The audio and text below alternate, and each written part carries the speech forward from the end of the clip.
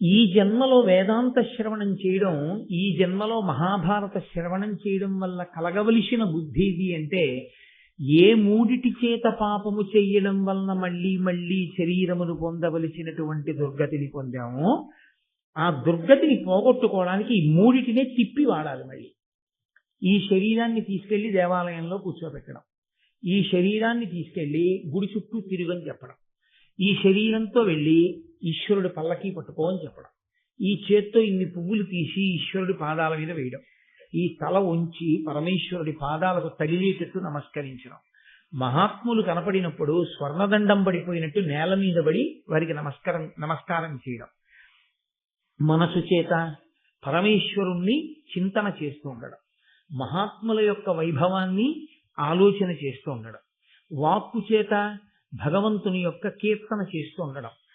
ఏ మూడిటి చేత పాపం జరిగిందో ఆ పాపాన్ని మళ్ళీ ఈ మూడిటినే ఈశ్వరుని యందు మీరు న్యాసము చేసి ఆ పాపములను కాల్చవలసి ఉంటుంది. అది అసలు నమః అన్న మాటకి యథార్థమైన అర్థం ఏమి అంటే, మళ్ళీ ఈ మూడిటి చేత చేసిన ఏ ఏ పాపముల వలన మళ్ళీ మళ్ళీ జన్మలను పొంది కష్టములను సుఖములను ఎదుర్కొంటూ బాధపడుతున్నాడో అందులోంచి బయటపడడానికి ఈ మూడిటి చేతనే తిరిగి పుణ్యకార్యములను చేసి ఆ పాప పంజరము నుండి బయటపడాలి. బయటపడి సాత్విక బుద్ధితో కూడినటువంటి భక్తితో కూడిన కర్మాచరణము వలన పండడం వల్ల కలిగేటటువంటి జ్ఞానము వలన అద్వైత సిద్ధిని పొంది ఇక్కడే ఇప్పుడే పునరావృత్తి రహిత శాశ్వత శివ సాయుధ్య స్థితిని పొందగలిగినటువంటి వైభవాన్ని పొందగలిగి ఉండాలి. వినత యొక్క దాస్య విముక్తి కొరకు పావులు గరుత్మంతుణ్ణి అమృతం చెమ్మని నిర్బంధించడం, ఆయన అమృతాన్ని తీసుకొచ్చినా కూడా వాళ్ళు ఆ అమృతాన్ని తాగలేనటువంటి స్థితిని పావులు పొందడం ఇత్యాది విషయాలన్నింటినీ విన్నటువంటి ఆదిశేషుడు, ఆయన కూడా కద్రువ యొక్క సంతానంలో ఒకడైన వాడే. కానీ ఆయన తీవ్రమైనటువంటి పరితాపమును పొందాడు.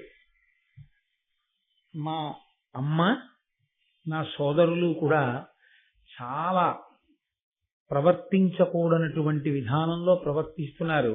ఆ వినతని ఆమె యొక్క కుమారుడైనటువంటి గరుత్మంతుణ్ణి మిక్కిలి ఖేదమునకు గురి చేశారు. ఇటువంటి సోదరులతో నేను కలిసి ఉండను అనుకున్నాడు. అయితే ధర్మపక్షపాతి అయినటువంటి వ్యక్తికి ఎప్పుడూ ఈశ్వరానుగ్రహం ఉంటుంది. ఎవరితో కలిసి ఉన్నాడు, ఎవరితో విడిపోయాడు అన్నదానికి ప్రాతిపదిక ధర్మం అయితే దానికి భగవంతుని యొక్క కృప ఉంటుంది. ధర్మము ప్రాతిపదిక కాకుండా దాన్ని ఏ అధికారం కోసమో స్థలాల కోసమో ఐశ్వర్యం కోసమో దెబ్బలాడుకుని విడిపోవడం, దాని పరిణామములు వేరుగా ఉంటాయి. నిన్నను వీరు గజకచ్చపముల యొక్క వృత్తాంతంలో చూశారు.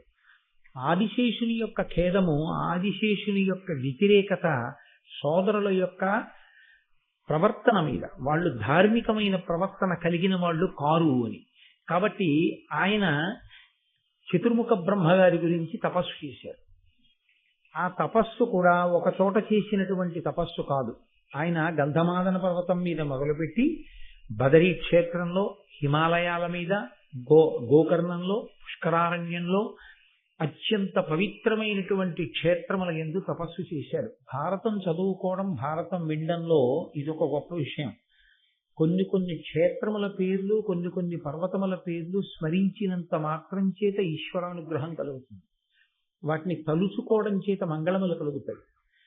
ఆదిశేషుడు తపస్సు చేసినటువంటి పర్వతములు, క్షేత్రములు అంత గొప్పవి. శ్రీరామాయణంలో కానీ, స్కాంద పురాణంలో కానీ, లేకుంటే మహాభారతంలో కానీ, దక్షిణ భారతదేశంలో తపస్సుకి అత్యద్భుతమైన క్షేత్రంగా మీకు ప్రతి చోట కనపడేటటువంటి క్షేత్రం గోకర్ణ క్షేత్రం. ఎవరి తపస్సు మీరు చూడండి, భగీరథుడు తపస్సు చేసిన, రావణుడు తపస్సు చేసిన, ఆదిశేషుడు తపస్సు చేసిన, ఎవరు తపస్సు చేసినా సాధారణంగా గోకర్ణం యొక్క స్పర్శ ఉంటుంది. అసలు ఆ క్షేత్రం అంత గొప్పది. అక్కడ ఆరాధన చేస్తేనే తల్లిదండ్రులు చంద్రశేఖర భారతీ స్వామి వారు జన్మించారు. అంతటి మహోత్కృష్టమైనటువంటి క్షేత్రం. ఆ క్షేత్రాలకి వెళ్ళడం ఒక ఎత్తు అయితే, కనీసం ఆ క్షేత్రాల పేర్లు వినడం ఒక ఎత్తు. అంత గొప్ప విషయం. కాబట్టి ఆయన తపస్సు చేస్తే ఆయన తపస్సుకి మెచ్చుకున్నటువంటి చతుర్ముఖ బ్రహ్మగారు ప్రత్యక్షమయ్యారు. ఏం కావాలి అని అడుగుతారు సహజంగా. నేను మీతో మనవి చేశాను, దేవతలు కనపడితే వెళ్ళిపోరు, కోరిక అడుగుతారు అని. అంటే ఆదిశేషుడు అన్నాడు, తల్లియు నా సహోదరులను మూర్ఖులై ధర్మువు నిచితంబు తప్పి వినతకు ఆ వైనతేయునకు అపకారములు చేసి ఎప్పుడు వారు సహింపకిగ్గు చేయుదురు ఏను రోషితి వారితోడి పొత్తొల్ల తపంబు చేయుచు శరీర భారంబు విడిచగా పరమేష్ఠీయనవుడు ఆతని సమబుద్ధి కజుడునిచ్చి నిత్య సత్య ధర్మ నిరతుండు అఖిలంబు తల్పనూపునట్టి ధైర్యయుతుడగు ఇది అనన్య విషయము ఈ మహీభారంబు నీవే తల్పవలయు నిష్ఠతోడా. ఆయన బ్రహ్మగారి వంక చూసి అన్నాడు, నా సోదరులు, నా తల్లి కద్రువ, వీళ్ళు వినత పట్ల గరుత్మంతుని పట్ల భేదభావాన్ని కలిగి ఎన్నో ఇబ్బందులు పెట్టారు.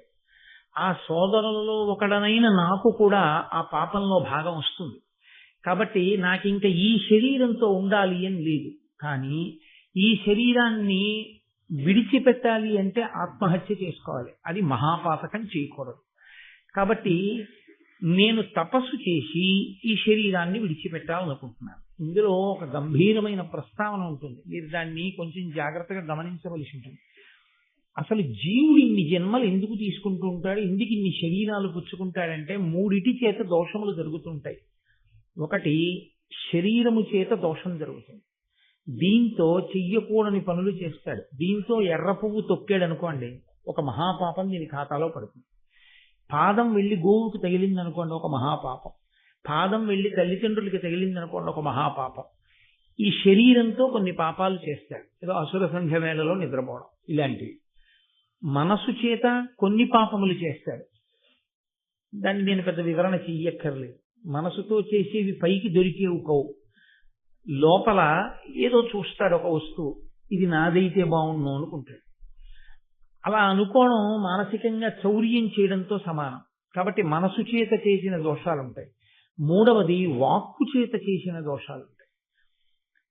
ఈ జన్మలో వేదాంత శ్రవణం చేయడం, ఈ జన్మలో మహాభారత శ్రవణం చేయడం వల్ల కలగవలసిన బుద్ధి ఇది అంటే, ఏ మూడిటి చేత పాపము చెయ్యడం వలన మళ్ళీ మళ్ళీ శరీరమును పొందవలసినటువంటి దుర్గతిని పొందామో ఆ దుర్గతిని పోగొట్టుకోవడానికి ఈ మూడిటినే తిప్పి వాడాలి. మళ్ళీ ఈ శరీరాన్ని తీసుకెళ్లి దేవాలయంలో కూర్చోబెట్టడం, ఈ శరీరాన్ని తీసుకెళ్లి గుడి చుట్టూ తిరుగని చెప్పడం, ఈ శరీరంతో వెళ్ళి ఈశ్వరుడి పల్లకి పట్టుకో అని చెప్పడం, ఈ చేత్తో ఇన్ని పువ్వులు తీసి ఈశ్వరుడి పాదాల మీద వేయడం, ఈ తల ఉంచి పరమేశ్వరుడి పాదాలకు తగిలేటట్టు నమస్కరించడం, మహాత్ములు కనపడినప్పుడు స్వర్ణదండం పడిపోయినట్టు నేల మీద పడి వారికి నమస్కారం చేయడం, మనసు చేత పరమేశ్వరుణ్ణి చింతన చేస్తూ ఉండడం, మహాత్ముల యొక్క వైభవాన్ని ఆలోచన చేస్తూ ఉండడం, వాక్కు చేత భగవంతుని యొక్క కీర్తన చేస్తూ ఉండడం.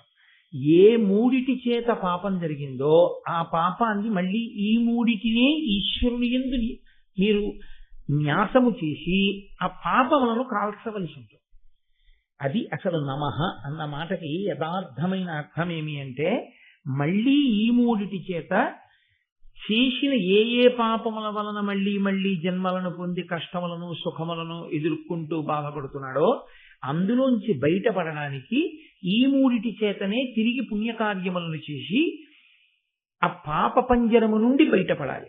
బయటపడి సాత్విక బుద్ధితో కూడినటువంటి భక్తితో కూడిన కర్మాచరణము వలన పండడం వల్ల కలిగేటటువంటి జ్ఞానము వలన అద్వైత సిద్ధిని పొంది ఇక్కడే ఇప్పుడే పునరావృత్తి రహిత శాశ్వత శివ సాయుధ్య స్థితిని పొందగలిగినటువంటి వైభవాన్ని పొందగలిగి ఉండాలి. అందుకొరకు ఈ మూడిటిని వాడతారు. ఆదిశేషుడు ఇప్పుడు ఈ శరీరంతో ఏం చేయాలి? ఇంత పాపం సోదరులతో కలిసి పుట్టినందుకు వచ్చింది. ఇంక ఈ శరీరం ఉన్నంతకాలం ఆ పాపం ఉంటుంది. కాబట్టి ఈ శరీరాన్ని విడిచిపెడతాను. ఎలా విడిచిపెడతాను? ఇంకొకలా విడిచిపెడితే మళ్ళీ కొత్త పాతకం వస్తుంది, ఆత్మహత్యా దోషం. పరమేశ్వరుడి గురించి తపిస్తూ ఉంటారు. తపించడంలో ఈ శరీరం కొంత ఖేదపడుతుంది, ఈ శరీరం కొంత భగవంతుని యందు నిమగ్నం అవుతుంది. అలా కూర్చోవాలి, దేనికి జంకకూడదు. మనసు ఆయన యందు లగ్నం అవ్వాలి, వాక్కు ఆయననే స్తోత్రం చేస్తూ ఉండాలి. ఈ మూడు ఏకీకృతం అవడాన్నే తపస్సు అని పిలుస్తారు. తత్పాపమును పోగొట్టుకోవడానికి ఈ మూడిటిని ఏకీకృతం చేశాడు. మనం చేసినా అదే చేయవలసి ఉంటుంది. ఇప్పుడు బ్రహ్మగారు ప్రత్యక్షం అయ్యారు. నీకేం కావాలని అడిగారు. నాకేం ప్రత్యేకమైన కోరిక లేదు, జరగవలసిన అపరాధం పెద్దది జరిగిపోయింది, కాబట్టి ఇలా తపస్సు చేస్తూ శరీరం వదిలేస్తాను. వదిలిపెట్టేస్తే నేను తిన్నగా నేను చేసి ఉండకపోవచ్చు, కానీ మా అమ్మ మాటకు కట్టుబడి నా సోదరులు చేసిన తప్పు పనిలో నాకు కూడా బాగా ఉన్నట్టే లెక్క. ఆ పాపం నుంచి వినిర్ముక్తుడనవుతాను అన్నాడు. చతుర్ముఖ బ్రహ్మగారు వెంటనే ఒక చిరునవ్వు నవ్వి అన్నారు, నువ్వు నిత్య సత్య ధర్మ నిరతుండవు. నీకు సత్యమునందు ధర్మమునందు తాపత్రయం ఉంది. ఎప్పుడైతే నీకు అసలు అటువంటి తాపత్రయం ఉందో, ధర్మం కోసం నీకు బాధ బెంగ ఉన్నాయో, సత్యం కోసం బాధ బెంగ ఉన్నాయో, అప్పుడే నీ పాపం కాలిపోయింది. నిత్య సత్య ధర్మవ్రతుడైనటువంటి వాడు దేన్నైనా భరించగలిగినటువంటి స్థితిని పొందుతాడు. ఆదిశేషుడు సోదరులు ఇలా ప్రవర్తిస్తున్నారని ఆయనకున్న బలానికి ఆయనే చంపేయచ్చు సోదరుని, కానీ చంపలేదు, భరించాడు. భరించి మళ్ళీ కొత్త పాపం తెచ్చి నా ఖాతాలో వేసుకోవడం ఎందుకు, తపస్సు చేత నా పాపం పోగొట్టుకుంటాను. ఇంత భరించగలిగిన శక్తి ఉన్నదే, ఇది పనికి రావాలి. ఇప్పుడు దాన్ని వాడుకోవాలి దేవతలం, అంతేకాని నువ్వు శరీరం వదిలేస్తే ఏం కలిసి వస్తుంది? నేను నిన్ను ఆజ్ఞాపిస్తున్నాను, నువ్వు ఒక బృహత్తరమైన కార్యాన్ని చెయ్యాలి. ఈ భూమినంతటినీ నువ్వు నీ పడగల మీద భరించి ఉంచు. ఇంత ఓర్పున్నవాడు, నిత్య సత్య ధర్మ వ్రతుడైన వాడే భూమి భారమును భరించగలడు అనగా మీరొక్క విషయాన్ని జ్ఞాపకం ఉంచుకోవాల్సి ఉంటుంది. భూమికి భారం ఎప్పుడు అంటే, భూమికి మామూలుగా ఉండేటటువంటి బరువు చేత బరువు భూమికి ఉండదు. ఇంతమంది ఉన్నారు కాబట్టి బరువు ఎక్కువైందండి, ఇందులో ఓ ఇద్దరిని తగ్గించేస్తే బరువు తక్కువ అవుతుందండి అని ఉండదు భూమికి. భూమికి బరువు దేని వలన అంటే, ధర్మనిరతిని మనుష్యుడు విడిచిపెట్టినా, సత్యనిష్టని మనిషి విడిచిపెట్టేసినా భూమికి బరువు. చూడండి, నేనే అన్నం క్యారేజీలో పట్టుకుని వెళ్తున్నాను అనుకోండి, నాకు కొంచెం ఆకలిగా ఉందనుకోండి, తేలిగ్గా ఉంటాను. నేను పట్టుకెడుతున్నాను అంటే నేను మోస్తున్నానని, ఈ అన్నం నేను తినేశాను, తినేయగానే నాకు బరువుగా ఉంటుంది.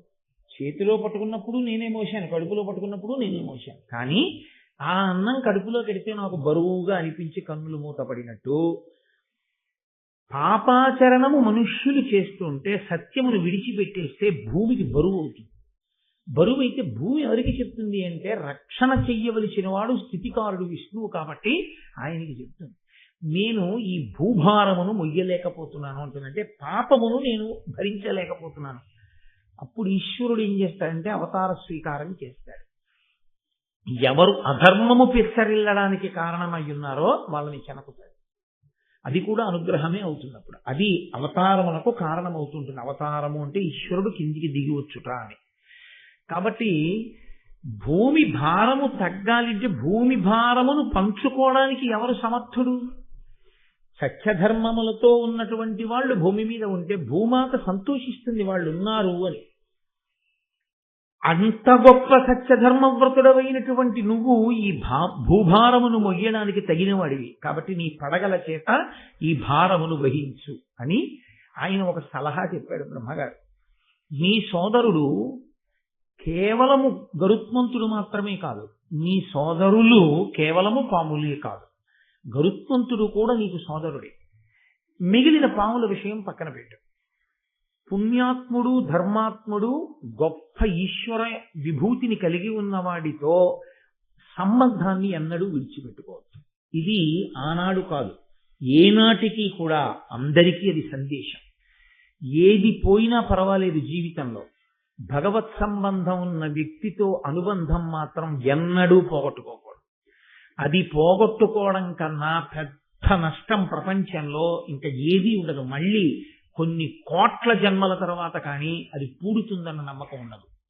కాబట్టి కశ్యప ప్రజాపతి పుత్రకామేష్టి చేస్తే పుట్టినవాడు, వాలఖిల్యుల యొక్క అనుగ్రహం చేత వరం చేత జన్మించినటువంటి వాడు, అమృతాపహరణమును చేసినవాడు, ఇంద్రుణ్ణి గెలిచినవాడు, వజ్రాయుధమును లెక్కపెట్టినవాడు, అంతటి మహావిజ్ఞుడు పరాక్రమవంతుడు నీ సోదరుడు గరుత్మంతుడు.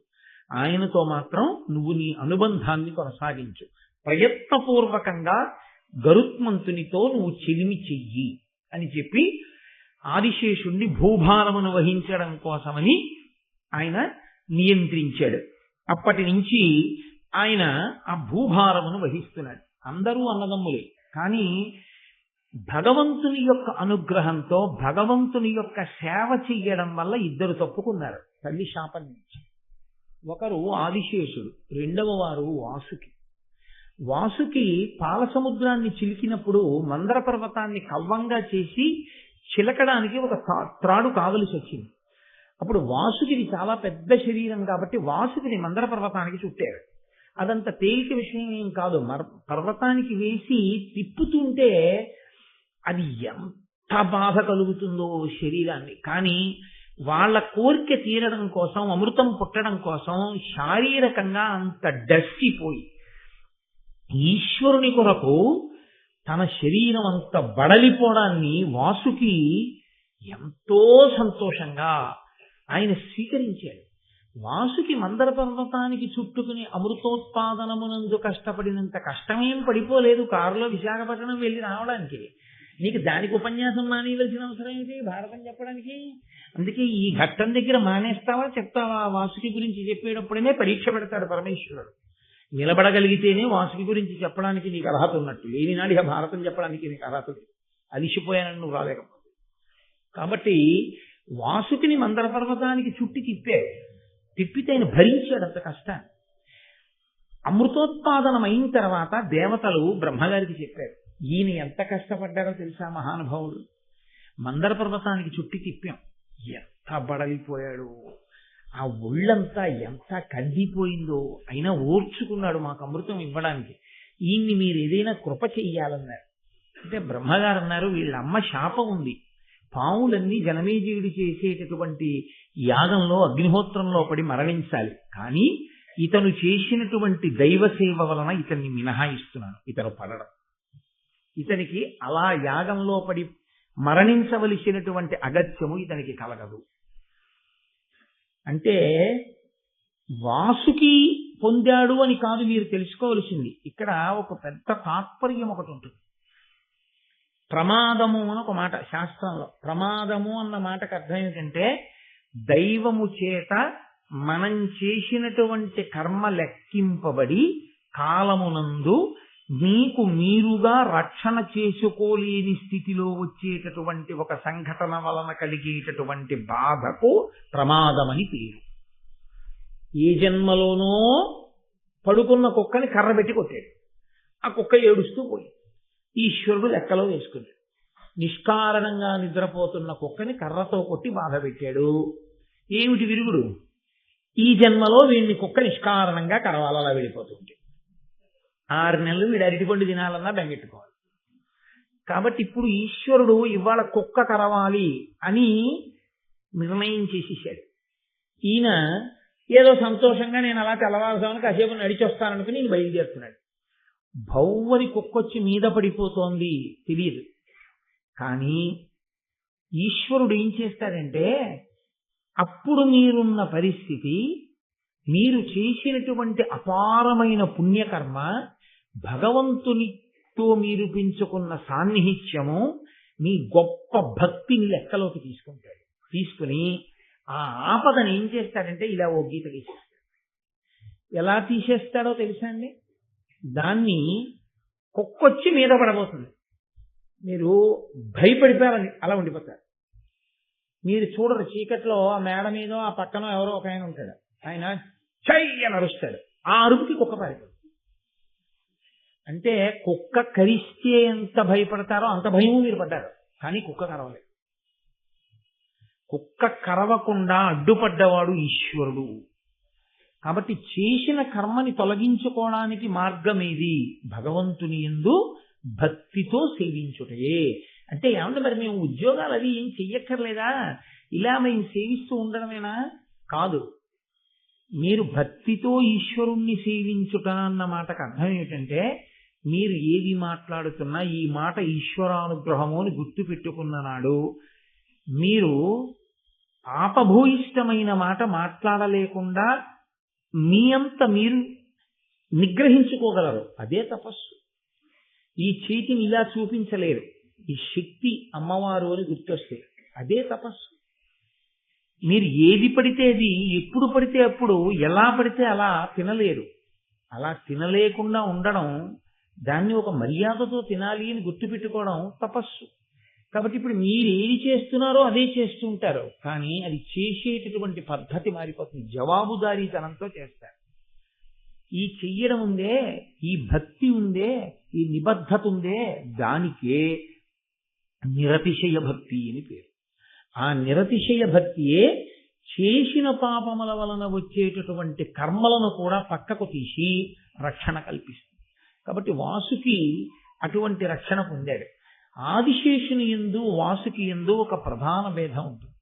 ఆదిశేషుడు బ్రహ్మగారు వరమిస్తే భూమిని మోస్తూ నాకు ఇంకా పావులతో సంపర్కం అక్కర్లేదని ఆయన దూరంగా ఉండిపోయాడు. వాసుకి కూడా వరం ఉంది, నువ్వు పడిపో అగ్నిహోత్రంలోని. కానీ ఆయన బెంగ పెట్టుకున్నాడు. సరే, నేను సంతోషంగా ఉన్నాను, వీళ్ళెవరూ పట్టించుకోవట్లేదు, వీళ్ళందరూ వెళ్ళి జనమేజయుడి సర్పయాగంలో పడిపోతారు. పడిపోతే వీళ్ళందరూ నశించిపోతారు. ఎలా వీళ్ళు రక్షణ పొందేది? ఒక్కొక్కడి తాపత్రయం అలా ఉంటుంది. అన్నగారి గురించి తమ్ముడికి అక్కర్లేదు, ఎప్పుడూ పట్టించుకోడు తమ్ముడు అన్నగారి గురించి. అన్నగారు తమ్ముడున్న ఊరిడితే ఆ ఊళ్ళో ఉన్న వాళ్ళందరూ స్వాగతం చెప్పడానికి వస్తారు, తమ్ముడు తప్ప. అలాంటి అన్నదమ్ములు ఉంటారు లోకంలో. అన్నగారు మాత్రం స్మరిస్తూ ఉంటాడు ఆ తమ్ముడు వృద్ధిలోకి రావాలని, 10 మందిలో చెప్పుకోలేకపోయినా. అలాంటి అన్నదమ్ములలో తమ్ముడికి అన్నయ్య ఎక్కర్లేకపోయినా తమ్ముడి గురించి ఆలోచించే అన్నయ్య ఉన్నట్టు, తనకి అవసరం లేకపోయినా మిగిలినటువంటి పావులన్నిటి గురించి వాసుకి బాధపడుతున్నాడు. ఆయన బంధుప్రీతి అటువంటిది. కాబట్టి ఆయన అన్నాడు, చిరముగ బ్రహ్మకుం తపము చేసి అనంతుడనంత ధారుణీభరగుర కార్యయుక్తుడయి పన్నగ ముఖ్యుల పొత్తువాసి చిచ్చర తనయంత నుండి మరిచేర్చి తలంపడ యొక్కనాడు దుర్భరతర దందశూకకుల భావి భయ ప్రవిఘాత కృత్యముల్. ఆదిశేషుడు బ్రహ్మగారి దగ్గర వరం పొందాడు, హాయిగా సంతోషంగా భూమిని మోస్తూ ఆయన ఆజ్ఞ ఔదల దాలుస్తూ ఉండిపోయాడు. యువతల నా సోదరులకు వచ్చేటటువంటి కష్టం గురించి ఆయన ఆలోచించట్లేదు. ఏదో ఒకనాడు మొదలు పెట్టేస్తాడు జనమేజయుడు సర్పయాగాన్ని. ఇవాళ కాకపోతే రేపు, రేపు కాకపోతే ఎల్లుండి. ఎప్పుడంటే కృతయుగంలో ఇచ్చింది ఆవిడ శాపం. ఎప్పుడు చేశాడు యజ్ఞం? కలియుగ ప్రారంభంలో చేశాడు. ఒక్కసారి ఇచ్చిన శాపవాక్కు కట్టి కొడపవలసిందే. అనుభవంలోకి రావడానికి పాపం ఎప్పుడు వస్తుందో ఆవిడకి తెలియదు, ఎప్పుడైనా వస్తుంది. యుగాలు మారిపోయినా జీవుడి ఖాతాలో పడిపోయి ఉండిపోతుంది. అంటే అదే పోవడమన్నదేం ఉండదు, వచ్చి తీరుతుంది ఆపద రూపంలో. వీళ్ళు పట్టించుకోవట్లేదు, ఎప్పుడు వస్తుందో తెలియదు.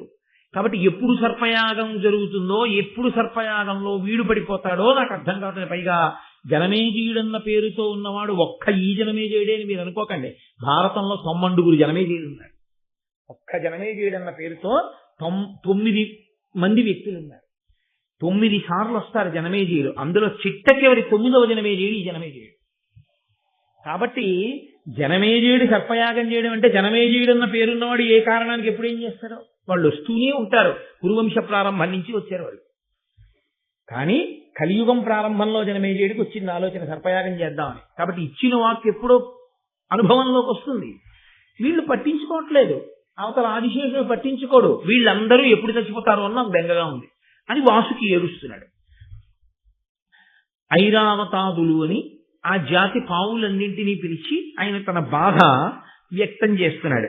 వ్యక్తం చేస్తుంటే వీళ్ళు దుందుడుకు స్వభావం, అందుకే క్రూరులు అన్నాడు బ్రహ్మగారు. దుష్టమైన రూపమున్న వాళ్ళు, క్రూరమైన మనసున్న వాళ్ళు, భూమికి భారమైన వాళ్ళు, వీళ్ళు చచ్చిపోతే నష్టం లేదు అన్నాడు ఆయన. వాళ్ళకి ఎంత మంచి మాట చెప్పినా తలకెక్కదు. తలకెక్కకపోవడమే అన్నిటికన్నా అత్యంత ప్రమాదకరం విషయం. భూమికి భారం ఎప్పుడవుతాడంటే తనకి తెలియకపోవడం అన్నడూ తప్పు కాదు.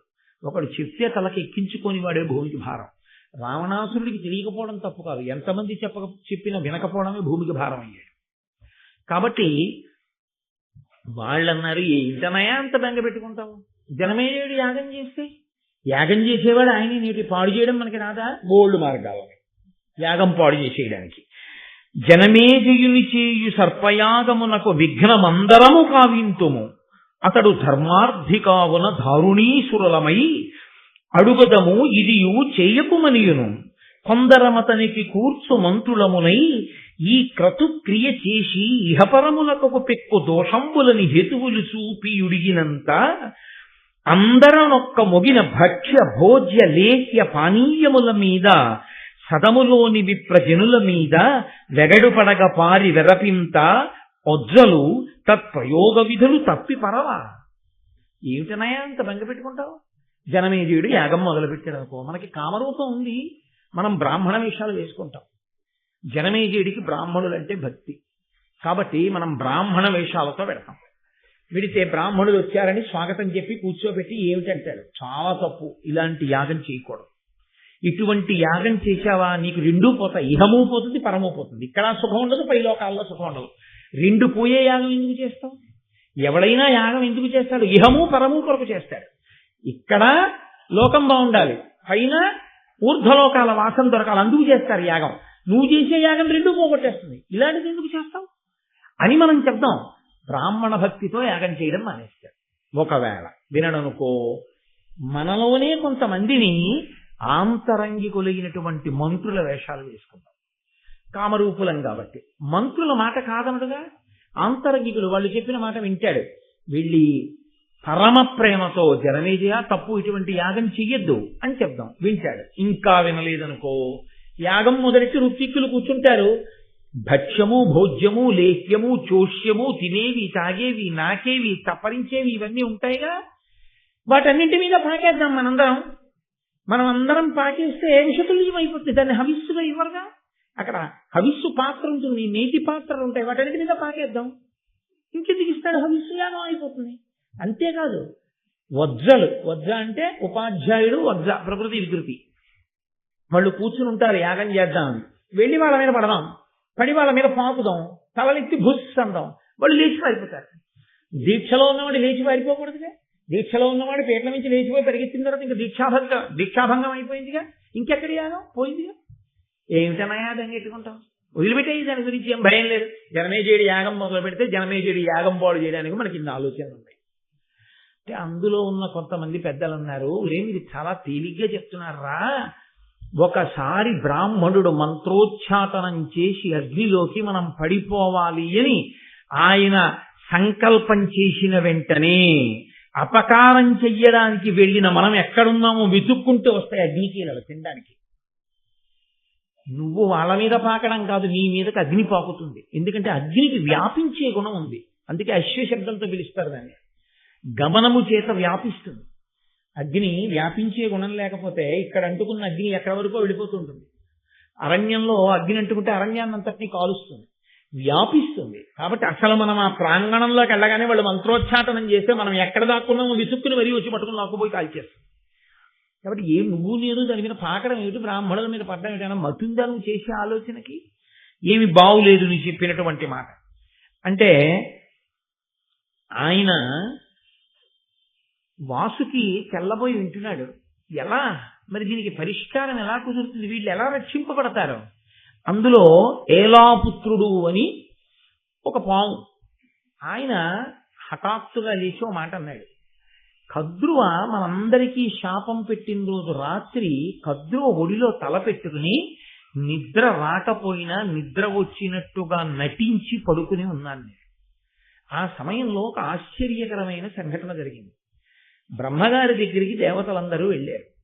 వెళ్ళి మహాపరాక్రమవంతులు కదా పాములు, అంత పరాక్రమవంతులైన జాతిని తన అధర్మానికి తన అసత్యానికి చనిపోమ్మని కద్రువ ఎలా శపించిందయా? ఆవిడిచ్చిన వాక్కుకి పాముల జాతంతా నశించిపోవడమే. ఇంత బలవంతులైనటువంటి పాములందరూ పడిపోయి నశించిపోవలసిందే. అందులో ఆదిశేషుడున్నాడు, వాసుకి ఉన్నాడు, మహానుభావులు ఉన్నారు, వీళ్ళందరూ కూడా మడిసిపోతారా అని అడిగారు దేవతలు. అడిగితే వాళ్ళతో బ్రహ్మగారు అన్నారు, క్రూరాకారుల జగదపకారుల పన్నగుల దల్పగానోపని ఈ దారునికి హితంబుగా దుష్టోరగ సంహారమిప్పుడొడబడవలసెన్.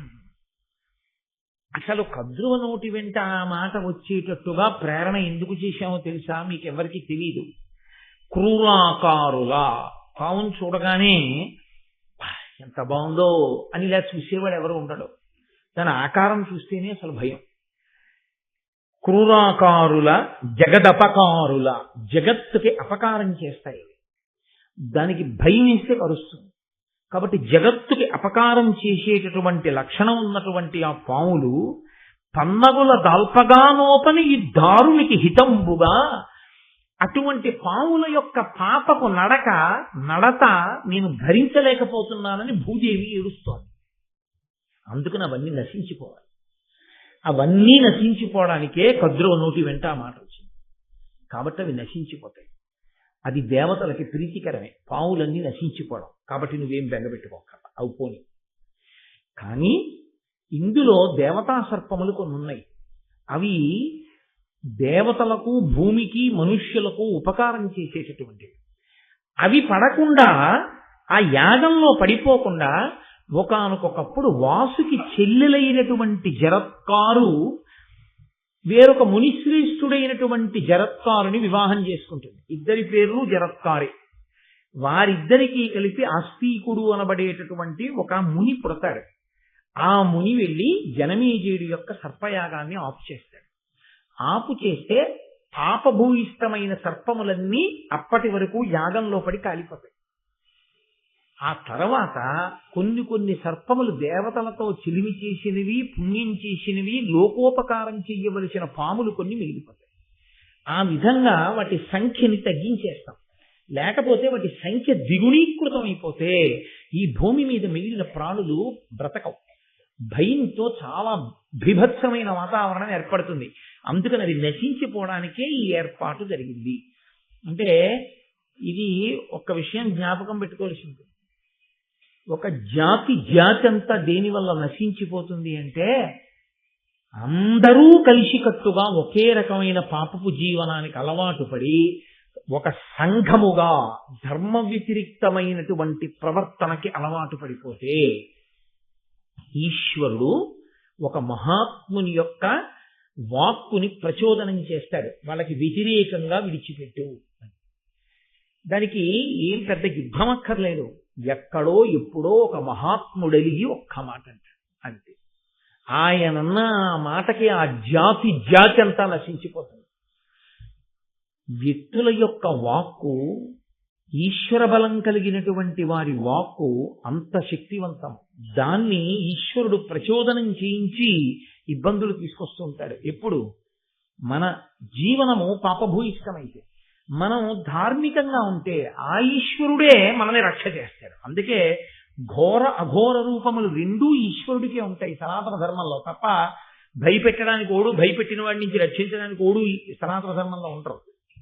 ఇద్దరూ ఈశ్వరుడే ఉంటాడు. భయకృత్ భయనాశన, భయమును సృష్టించిన ఆయనే, భయాన్ని పోగొట్టిన ఆయనే, ఆపద ఇచ్చిన ఆయనే, ఆపదని తీసేసిన ఆయనే, పాపమునకు ఫలితం ఇచ్చి ఘోర రూపంతో నిలబడ్డ ఆయనే, ఆ ప్రార్థన చేసినప్పుడు ఆ భయానకమైన రూపాన్ని విడిచిపెట్టి ఒక కన్న తండ్రిగా ప్రసన్నమూర్తిగా నిలబడిన ఆయనే.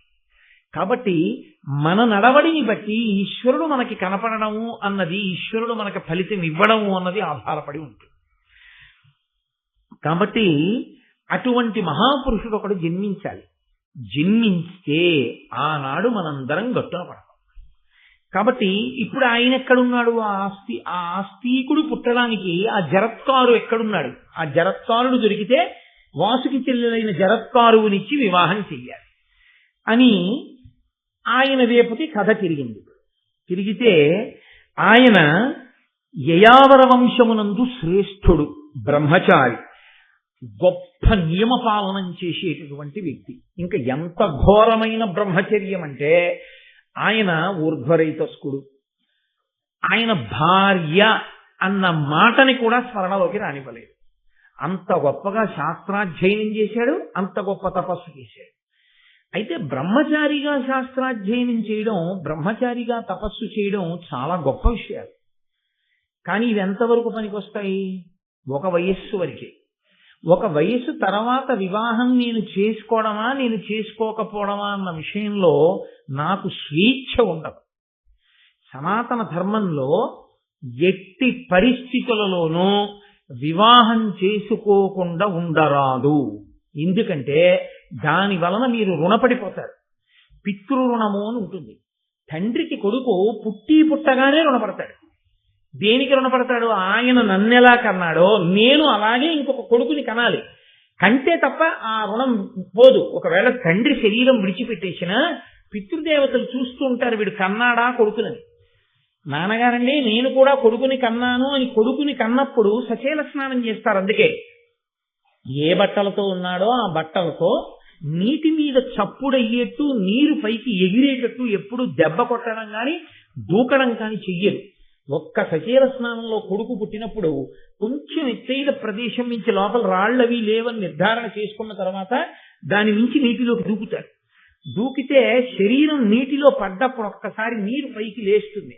ఆ పైకి ధబ్ అన్న శబ్దంతో పైకి లేచిన నీటి కెరటాన్ని చూసి వీడు పితృరుణం నుంచి విముక్తుడయ్యాడు అని పితృదేవతలు సంతోషిస్తారు.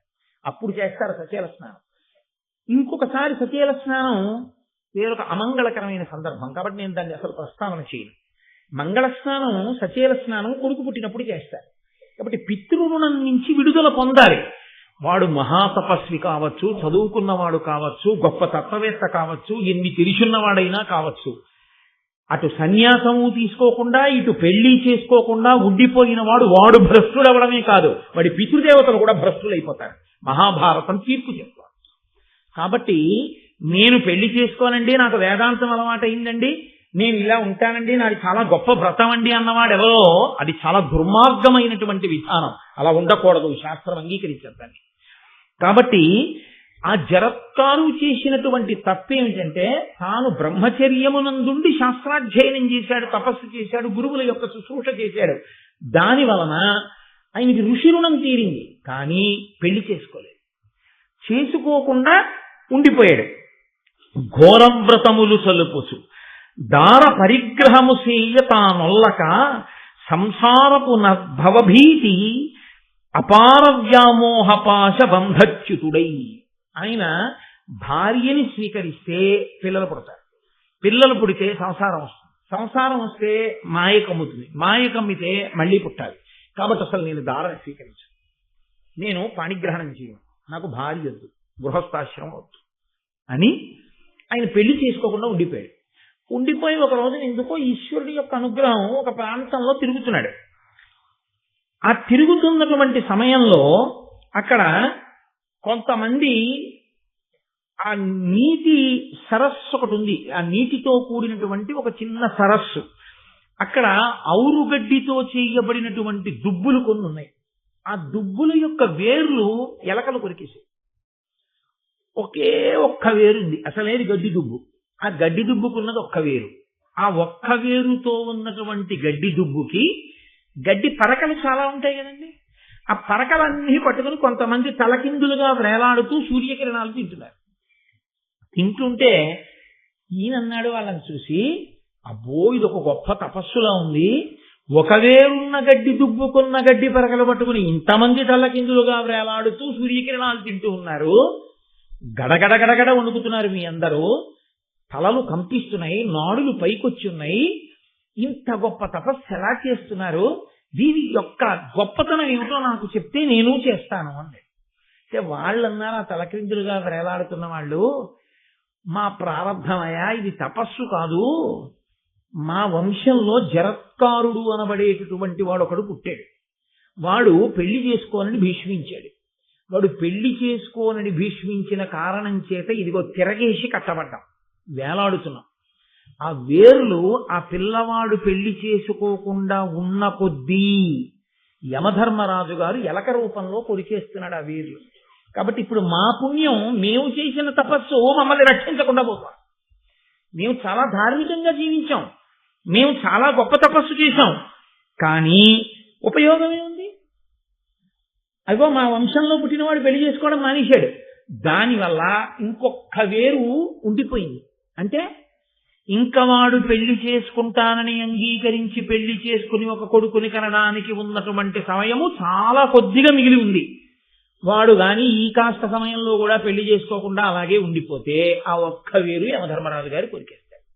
కొరికేస్తే ఇది తపస్సు కాదుగా, కొరకగానే అంతే వేగంతో మేము అధోలోకములకు వెళ్ళిపోతాం. ఇక మాకు ఊర్ధ్వలోక వాసం ఉండదు.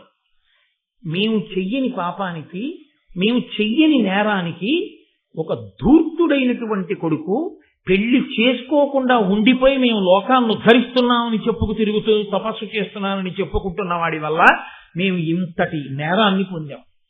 వాడు తపస్సు చెయ్యక్కర్లేదు, శాస్త్రాలు చదవక్కర్లేదు, ఇంకోటి చెయ్యక్కర్లేదు. వాడు గృహస్థాశ్రమంలో ఉండి వాడి ధర్మం వాడు చేసి ఉంటే మేమందరం తరించి ఉండేవాడు. కాబట్టి నాయన, నువ్వెవరో మాతో ప్రీతి కలిగిన బంధువు మాట్లాడినట్టు మాట్లాడావు. నీకెప్పుడైనా మా వాడు ఆ జరత్కారుడు అన్నవాడు కనపడితే వాడికి చెప్పవయా మా బతుకిలా ఉందని అన్నాడు. అంటే ఆయన అన్నాడు, మీరలు నా దేవతలు ఆరాధ్యులు, నేను నీకు ఆత్మజుడ జరత్కారుడను వాడ, ముందర దార పరిగ్రహము సేయ తగులతు బుద్ధిన్. అయ్యయ్యో, మీరు వెతకమన్న జరత్కారుడు ఎవరో కాదు, నేనే. మీరే నా తాతతండ్రులు. నేను ఎంత అపరాధం చేశాను. ఏమిటో ఇన్నాళ్ళ నుంచి పెళ్లి చేసుకోకుండా ఉండిపోవడం గొప్ప అనుకుని పెళ్లి చేసుకోకుండా ఉండిపోయాను. ఇప్పుడు అర్థమైంది, పెళ్లి చేసుకోకుండా ఉండి ఎంత శాస్త్రాధ్యయనం చేసి ఎన్ని చేసినా వాడు ఇంకోళ్ళని ఉద్ధరించడం మాట దేవుడికి, వాడి పితృదేవతల్ని వాడిని వాడే ఉద్ధరించుకోడు. కాబట్టి నేను తప్పకుండా పెళ్లి చేసుకుంటాను. మిమ్మిట్లు చూచి నీకు హితం మెట్లకు అట్ల కాముదంబున దారార్థము ప్రవర్తింపగా చిత్తమిపుడే పుట్టె నాకు ధర్మస్థితిమై. మిమ్మల్ని చూసిన తర్వాత నాకు బాధ కలిగింది. అయ్యో, నేను పెళ్లి చేసుకోకపోవడం వల్ల ఎంత ప్రమాదం వచ్చింది అన్న విషయం నాకు అర్థమైంది. కాబట్టి నాకు ఇప్పుడు బుద్ధి వచ్చింది. కాబట్టి నేను వివాహం చేసుకుంటాను. చేసుకుని తప్పకుండా సంతానాన్ని కంటాను. నేను సంతానాన్ని కంటే మీరు ఊర్ధ్వలోకాలకి వెళతారు. కాబట్టి ఈ ఒక్క వీరు కొరకబడే లోపలే నేను తప్పకుండా వివాహం చేసుకుంటాను. అంటే జరత్కారుని యొక్క తండ్రి తాతలు ఒక ధర్మాన్ని చెప్తున్నారు లోకానికి. ఎందుచేత అంటే ఇవాళ లోకంలో మెట్ట వేదాంతము అని ఒక మాట. వాడు ఏవో 4 మాటలు వింటాడు. విని పెళ్లి చేసుకోవలసిన వాడు ఏ ఇంటికి వెళ్ళి ఈ సంసారం నేను పెళ్లి చేసుకోనంటే ఆ తల్లిదండ్రులు ఎంత బెంగెట్టుకు చచ్చిపోతుంటారో తెలియదు. మీకు అనుభవంలో ఉందో లేదో నాకు తెలియదు, కానీ ఇగో ఇలాంటి ప్రసంగాలు చేసిన పాపానికి ఏమవుతుంటుందంటే నాకు ఫోన్లు వస్తుంటాయి అప్పుడప్పుడు. అయ్యా, నేను పెళ్లి చేసుకోనండి, నేను అది చదివాను ఇది చదివాను, సంసారంలో పడిపోయి పాడైపోవడం ఎందుకండి, నేను ఇలా బ్రహ్మచారిగా ఉండిపోయి తరించాలనుకుంటున్నాను. అప్పుడు నేను తరచుగా చెప్తుంటా, దేవీ భాగవతంలో కూడా ఉంది జరత్కారు వృత్తాంతం. మహాభారతం ఆదిపర్వంలోనో దేవీ భాగవతంలోంచి ఒకసారి జరత్కారుడి యొక్క వృత్తాంతం చదువుకుని అది చదివిన తరువాత నువ్వు నాకు ఫోన్ చేసి మాట్లాడు అని చెప్తుంటారు. చాలా మంది అది ఎక్కడో సేకరించుకుని చదివిన తర్వాత అయ్యా నేను పెళ్లి చూపులకు వెళ్తున్నానండి అంటుంటాడు. అందుకని ఫోన్లే అన్నయ్య గారు మహానుభావుడు వ్యాస భగవానుడు లోకాన్ని ఇలా రక్షించాడు, ఎంతమంది తల్లిదండ్రులు రక్షింపబడుతున్నారు అనుకుంటుంటారు. కాబట్టి పెళ్లి చేసుకోకపోవడం మన నిర్ణయానికి విడిచిపెట్టలేదు సనాతన ధర్మం. అసలు నువ్వు సనాతన ధర్మం నమ్మినవాడివైతే సన్యసించాలంత వైరాగ్యం ఉంటే నీవు సన్యసించకపోతే వివాహం అన్నా చేసుకోవాలి. అటు వివాహము చేసుకోక ఇటు సన్యాసము తీసుకోకుండా ఉండిపోయిన వాడు లోకాన్ని ఉద్ధరించడం మాట దేవుడికి, వాణ్ణి వాడే ఉద్ధరించుకోడు. వాడు పితృదేవతలు కూడా పాడు చేసేస్తాడు. కాబట్టి ఇప్పుడు జరత్కారుని యొక్క తల్లిదండ్రులు అంటున్నారు, ఆ తండ్రి తాతలు అంటున్నారు, తగియడు పుత్రులంబడసి ధర్మము తప్పక తమ్ము ఉత్తముల్ పొగడగా మన్ మహామతులు పొందుగతుల్ కడు ఘోరనిష్టతో తగిలిత పంబు చేసియును దక్షిణులెమ్ముగ ఇచ్చి యజ్ఞముల్ ఎడగడ చేసియున్ పడయనేర రపుత్రకులైన దుర్మతుల్. యజ్ఞాలే చేయని, యాగాలే చేయని, కోట్ల రూపాయలు దక్షిణలే ఇవ్వని, ఘోర నిష్టతో తపస్సులే చేయని, వివాహం చేసుకుని పిల్లల్ని కని గృహస్థాశ్రమంలో ఉండనటువంటి వాడికి ఎట్టి పరిస్థితులలో స్వర్గద్వారమును చూడనివ్వరు, వాడు అధోగతికే వెడతాడు.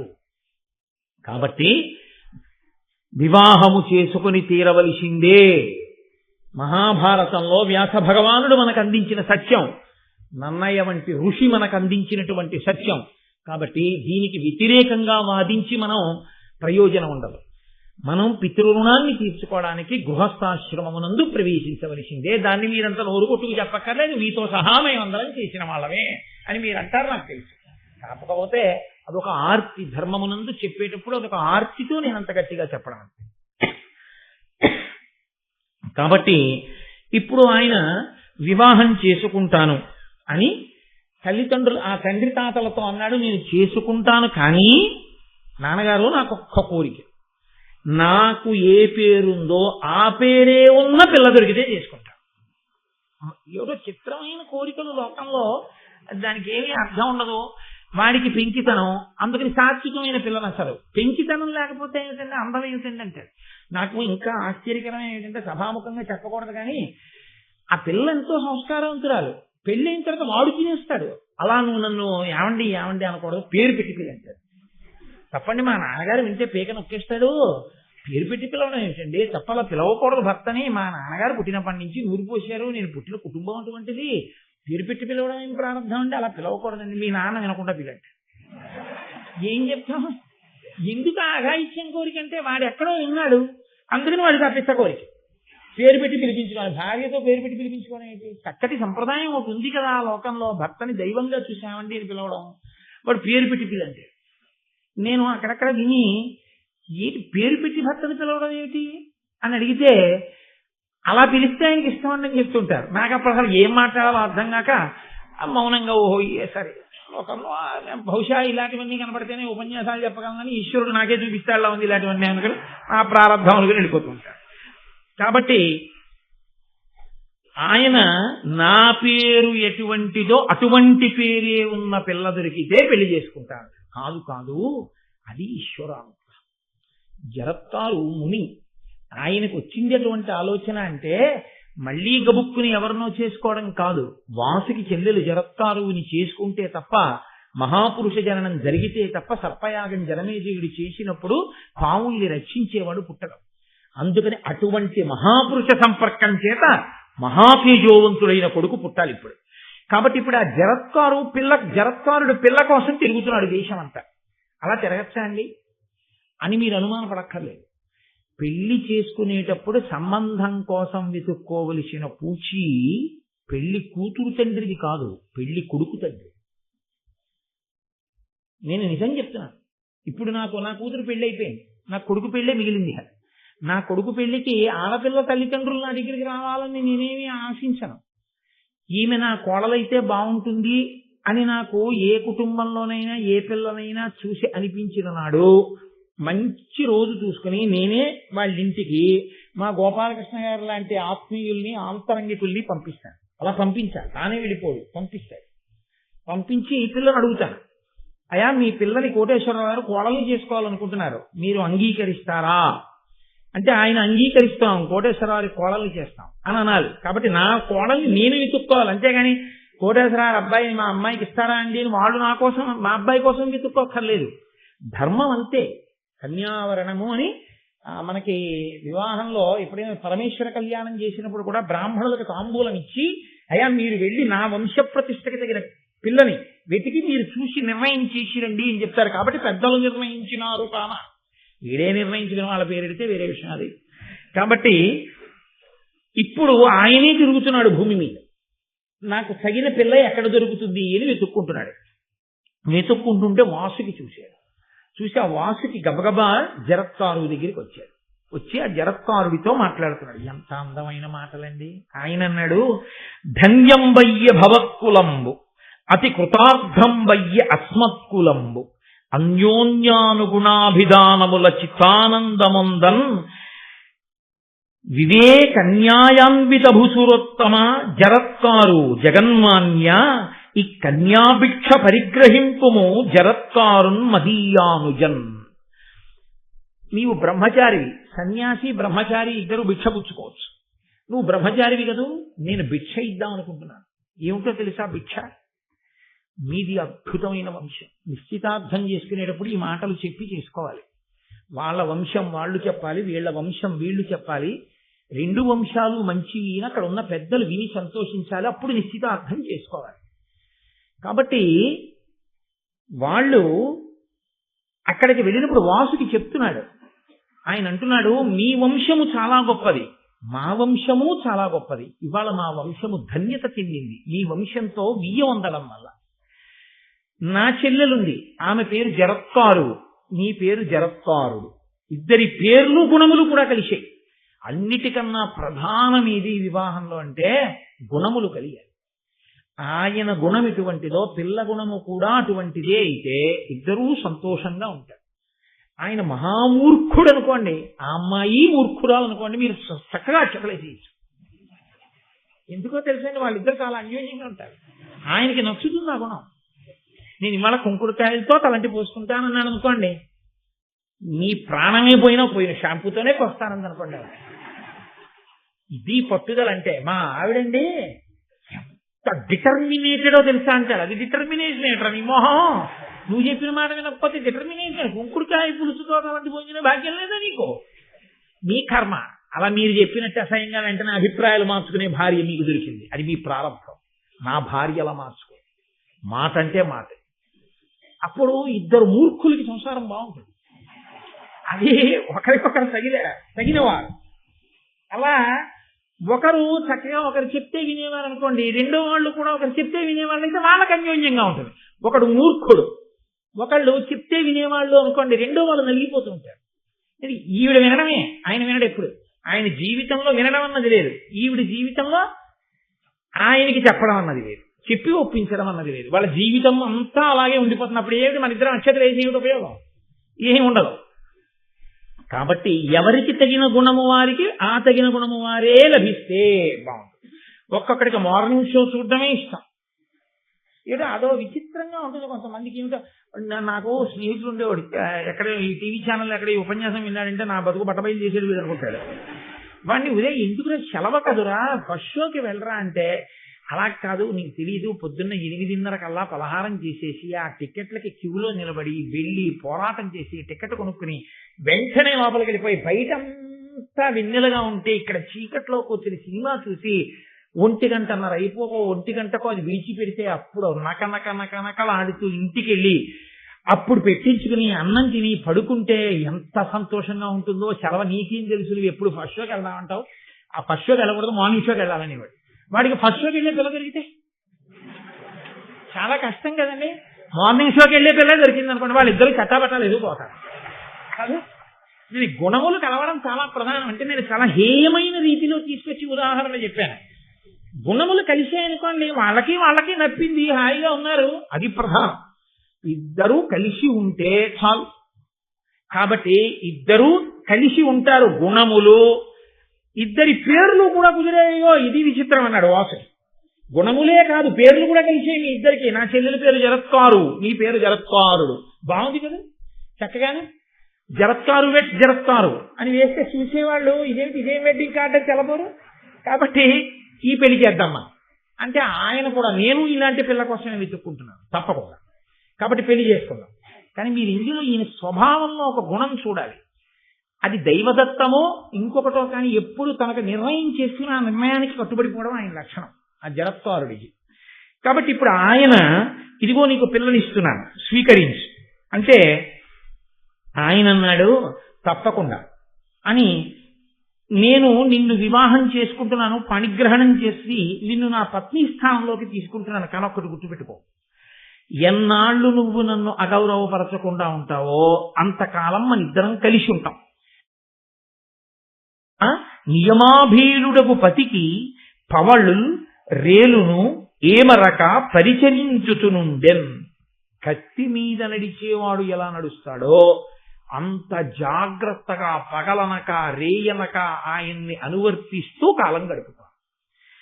సరే, అనవరత భక్తి బాయక తన పతికిన్ ప్రియము చేసి తద్దయు గర్భం వనురక్తి దాల్చి యొప్పెను దినకర గర్భయగు పూర్వ దిక్సతి ఊలెన్. అపారమైనటువంటి అనురాగంతో ఆయన్ని అనుకరించి ఆయనని అనువర్తించిన కారణం చేత భర్త యొక్క అనురాగమును పొందినదై ఆయన అనురాగ ఫలితముగా ఆమె గర్భమును ధరించింది. ఇప్పుడు ఆమె గర్భముతో ఉంటే ఎలా ఉందో చెప్తున్నారు నన్నయ్య గారు. సూర్య భగవానుడనబడేటటువంటిది బిడ్డని ప్రసవించేటటువంటి పూర్వ దిక్కు తూర్పు దిక్కు అనే కాంత ఎలా ఉంటుందో అలా ఉంది. తూర్పు దిక్కు అన్న కాంత కడుపులో సూర్యుడు అన్న పిల్లాన్ని పెట్టుకుని ప్రసవించింది అనుకోండి, పుట్టే పిల్లాడు నెత్తుటి గుడ్డు కదండి పుడతారు, నెత్తుటి గుడ్డు పుడుతుంది. అందుకని సూర్యోదయం కూడా ఎర్రగా ఉంటుంది. అంతటి నిత్యుటి గుడ్డుని కడుపులో పెట్టుకున్న పూర్వదిక్ కనబడేటటువంటి కాంత ఎలా ఉందో గర్భిణి అయిన జరత్కారు అలా ఉంది. ఎందుకు ఆ మాట అన్నావు? అక్కడ సూర్యోదయం అయితే చీకట్లు పోతాయి, అక్కడ సూర్యోదయం అయితే రాక్షసులు పోతారు. ఇక్కడ ఈవిడ గర్భం పండి పిల్లవాడు పుడితే పాములకి అలుముకున్న చీకట్లు పోతాయి. జరత్కారు వంశంలో ఒక్క వేరు ఉన్నటువంటి దుబ్బులు పట్టుకుని వేలాడుతున్నటువంటి తాతతండ్రులు ఊర్ధ్వలోకాలకు వెళ్ళిపోతారు. కాబట్టి ఇద్దరినీ అనుగ్రహిస్తాడు సూర్యుడు వచ్చి అనుగ్రహించినట్టు. అందుకని పూర్వ దిక్కుతో పోల్చారు ఆవిడ్ని. సరే, ఒకనాడు ఆయన కృష్ణాజినాన్ని ఆసనంగా వేసుకుని పడుకుని భార్య తొడ మీద తల పెట్టుకుని నిద్రపోతున్నాడు జరత్కారుడు. సూర్యాస్తమయం అయిపోతుంది. ఆశ్రమంలో అందరూ సంధ్యావందనం చేసుకుంటున్నారు. సంధ్యావందనం అత్యంత ప్రధానమైన విషయం. సంధ్యావందనం గురించి చెప్పినప్పుడు ఎంత గొప్ప విషయం చెప్తారంటే అసలు నిజంగా అదొక్కటి చేస్తే చాలండి అలా నియమంగా జీవితంలో.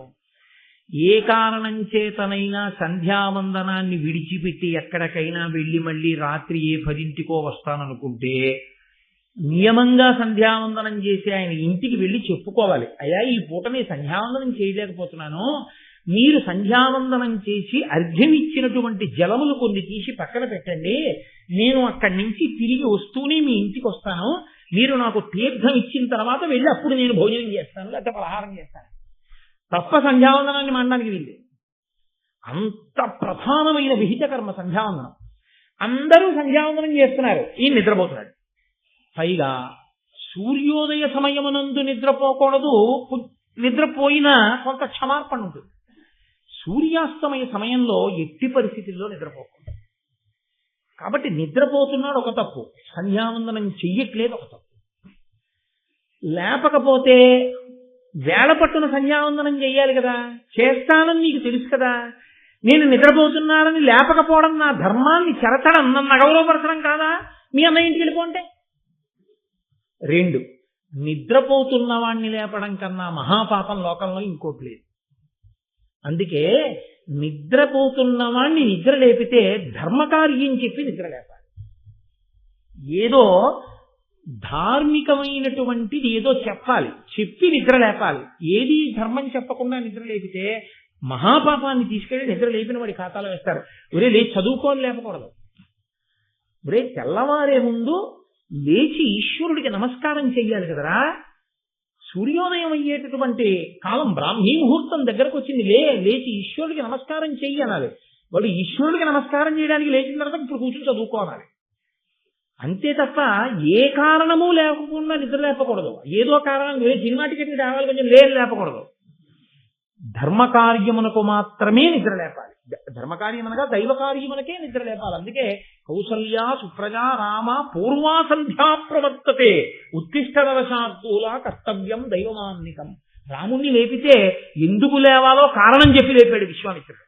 ఈశ్వరుడు పడుకున్నాడని తెలిసిన కాబట్టి కారణం చెప్పాలి. సంధ్యావందనానికి లేపాలి ఇప్పుడు నేను. కాబట్టి ధర్మలోపం జరగదు, లేపితే తప్పు కాదు. కానీ నేను నిద్రపోతుంటే ఎందుకు లేపావని కోప్పడితే సరే, నేను నిద్రపోతుంటే ఎందుకు లేపావని కోప్పడినా పర్వాలేదు నాకు. ఎందుకని ఆయన ధర్మం నిలబెట్టిందని అయ్యాను కాబట్టి నిద్ర లేపేస్తాను అని ఆయన నిద్ర లేపి ఆశ్రమంలో అందరూ సంధ్యావందనం చేసుకుంటున్నారయా, నువ్వు కూడా సంధ్యావందనం చేసుకోవాలి కదా, లేవండి నిద్ర అంది ఆవిడ. అంటే ఆయన వెంటనే దిగ్గున నిద్ర లేచారు. అంటే ప్రతి చిన్న విషయాన్ని ఎందుకు చూపిస్తారో తెలుసా అండి? ధర్మము ఎంత గొప్పదో చూపించడం కోసం. అసలు ఇంట్లో అలా నిద్ర లేపడం అన్నది ఒక్కటి అలవాటైతే ఇల్లంతా బాగుంటుంది. భార్య భర్తని లేపినా, భర్త భార్యని నిద్ర లేపినా ధర్మం చెప్పి నిద్ర లేపాలి. కాబట్టి ఇప్పుడు ఆయన లేచన్నాడు, దేనికి లేపావు? నిద్రపోతున్నవాణ్ణి లేపడం తప్పని నీకు తెలియదా? నా పట్ల అగౌరవం కాదా అన్నాడు. ఆవిడంది, కాదు, ధర్మం చెడిపోతోంది, అవతల సూర్యాస్తమయం అవుతోంది, సంధ్యావందనం చెయ్యాలి మీరు. కాబట్టి మరి నేను నిద్ర లేపకపోతే మీ ధర్మం పాడవుతుంది, మీ ధర్మం పాడవకూడదు కాబట్టి నిద్ర లేపాను, ఇందులో అగౌరవం ఎక్కడుంది? ఆయన ఏమన్నాడో తెలుసా అండి? ఇనుడస్తమింపబోయిన అనగా బోధింపవలనప్పుడు నా మేల్కనునంతకు నుండక ఇనుడొనరగా అష్టాత్రికేగ నోడడే చెప్పుమా. ఏమన్నావు?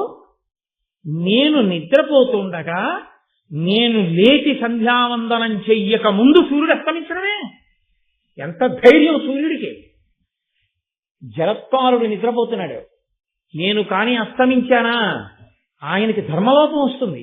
కాబట్టి జరత్కారుడు నిద్రలేచే వరకు నేను అస్తమించని సూర్యుడు ఉండిపోతాడంతే. నా తపో ప్రభావం అటువంటిది, నా శక్తి అటువంటిది. నేను నిద్రలేచే వరకు సూర్యుడు అస్తమించాడు. నా గురించి సూర్యుడు అంత భయపడతాడు. సూర్యుడు నా యొక్క శక్తిని అంతగా లెక్క కట్టినవాడు. అటువంటి సూర్యుడు లెక్క కట్టి అస్తమించలేదు, నువ్వు మాత్రం సూర్యుడు అస్తమిస్తాడు, నువ్వు నిద్రలేని నన్ను లేపావు అంటే నా శక్తిని అంత తక్కువ అంచనా వేశావు. ఇది నాకు అగౌరవం కాదా? కాబట్టి నువ్వు మీ అన్నయ్య ఇంటికి వెళ్ళిపో, నేను ఆశ్రమానికి వెళ్ళిపోతున్నాను. ఏమి ప్రారంభం ఎవరైనా ఊహిస్తారా? అది ఆవిడ అన్నగారింటికి వెళ్ళిపోయింది, ఆయన ఆశ్రమానికి వెళ్ళిపోయాడు. పైగా చెప్పాడు, నువ్వు బెంగ పెట్టుకోకు, నీ కడుపులో అగ్నిహోత్రుడు సూర్యుడు ఎటువంటి వాళ్ళో అటువంటి తేజోవంతుడు పెరుగుతున్నాడు. ఆ బిడ్డడు చాలు మన జన్మ తరించి. అంటే వాళ్ళ జీవితాలు అలా ఉండేవండోయ్. ఒక్కొక్కరు వివాహం చేసుకుంటే అసలు కామదృష్టి లేదన్న స్త్రీనే చేసుకున్నారు. హనుమ చేసుకున్నారు సువర్చనలు. అందుకే ఆమెకి కామదృష్టి లేదు, ఆయనకి కామదృష్టి లేదు. ఇద్దరు అలా ఉండి తరించారు. వాళ్ళు తరించారంటే వాళ్ళ స్థితి వేరు, ఒకరితో ఒకరికి పోలికుండదు. కాబట్టి బ్రహ్మచర్యంలో సంగీతించిన శంకరాచార్యులు వారికి బ్రహ్మచర్యము సంసారము ఇలాంటివన్నీ చెప్పచ్చా అంటే చెప్పకూడదు, ఎందుకంటే ఆయన సన్నిహించారు. కాబట్టి ఇప్పుడు ఆవిడ అన్నగారు వాసుకి దగ్గరికి వెళ్ళిపోయింది, ఆయనేమో ఆశ్రమంలో తపస్సు చేసుకోవడానికి వెళ్ళిపోయాడు. అదొక గొప్ప సంతోషంతో గొప్ప తృప్తితో ఉండేవారు. చాలు మహాతేజోవంతుని యొక్క కుమారునకు నేను తల్లినయ్యాను, నా జన్మ సార్థకత పొందిందని తృప్తి పొందించేవారు వాళ్ళ రోజుల్లో. అంతకన్నా ఇంకా వాళ్ళకి కామోపభోగం మీద దృష్టి ఉండేది కాదు. కాబట్టి ఆయన తపస్సు చేసుకోవడానికి వెళ్ళిపోయాడు. వెళ్ళిపోయిన తరువాత ఆ పూర్ణతేజుడు అపగత పాపుడు అపాకృత భవాను బంధుడు నిజ మాతా పితృపక్ష ప్రబల భయాపహుడు ఆస్తికుడు ఉదితుడై పెరిగే ప్రభన్.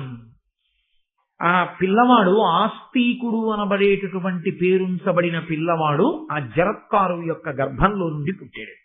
ఆయన పూర్ణమైనటువంటి తేజస్సు కలిగినటువంటి వాడు, అసలు పాపము తనకి అంటనివాడు, భవబంధములకు చిక్కనివాడు. పుడుతూనే అటు తల్లి వైపు వాళ్ళని ఇటు తండ్రి వైపు వాళ్ళని కూడా తరింపచేసినవాడు. ఎందుకని?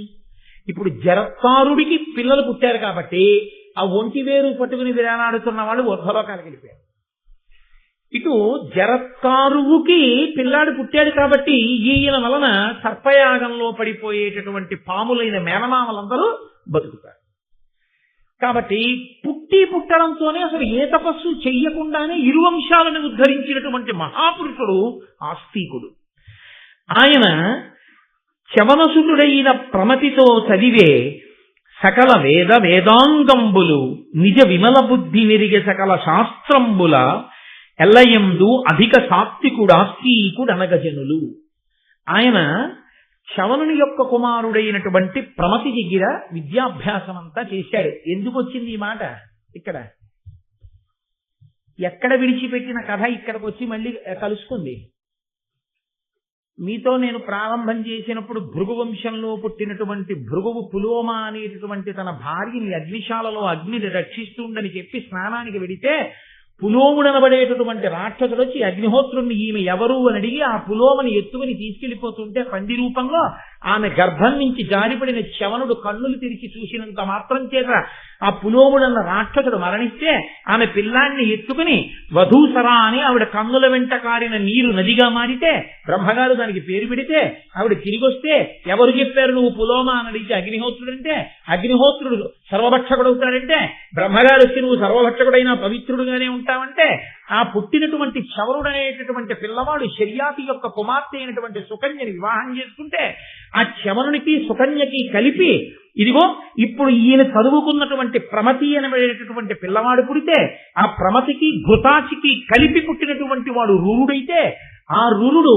విశ్వావసువు మేనక కలిసినప్పుడు పుట్టినటువంటి పిల్ల అయిన ప్రమద్వర స్థూలకేశుడనేటటువంటి ముని ఆశ్రమంలో పెరుగుతున్నప్పుడు ఆమెని పాము కరిస్తే పెళ్లి చేసుకుందాం అనుకున్నప్పుడు ఆయన తన తపస్సు ధారపోస్తానంటే దేవదూత వచ్చి మాట్లాడితే కణాయుద్ధాయంలో సగభాగం ఇస్తే ప్రమద్దర బతికితే ప్రమద్దరని పెళ్లి చేసుకున్న రురుడు పాముల మీద కోపం వచ్చి కనపడిన పాముల్ని కర్ర పెట్టి కొడుతుంటే ఒక పొదలో డుండుబమనేటటువంటి ఒక వృద్ధ పాము కనపడితే ఆ విషం లేని పాము పైకి లేచి నేను సహస్రపాదుడనేటటువంటి మునిని ఖగముడు అనబడేటటువంటి నా స్నేహితుడి మీద గడ్డిపాముని వేయడం వల్ల ఆయనకి కోపం వచ్చి నువ్వు విషం లేని పామువై రురుడు కర్రతో కొట్టినప్పుడు నీకు శాప విమోచనం అవుతుందని అనుగ్రహిస్తే అదిగో ఆ రురుడు కర్రబట్టుకుని కనబడితే స్థూలకేశుడికి ఆ సహస్రపాదుడికి ఆ రోజున శాప విమోచనమైతే ఆయన రురుడికి ధర్మమంతా చెప్పిన తర్వాత బ్రాహ్మణ ధర్మాన్ని తెలుసుకుని ఆయన హింసా కార్యాన్ని విడిచిపెడితే అదిగో ఆ రురుణ్ణి చూసినటువంటి ఆ సహస్రపాదుడు ఆ రోజున నీ తండ్రి అయినటువంటి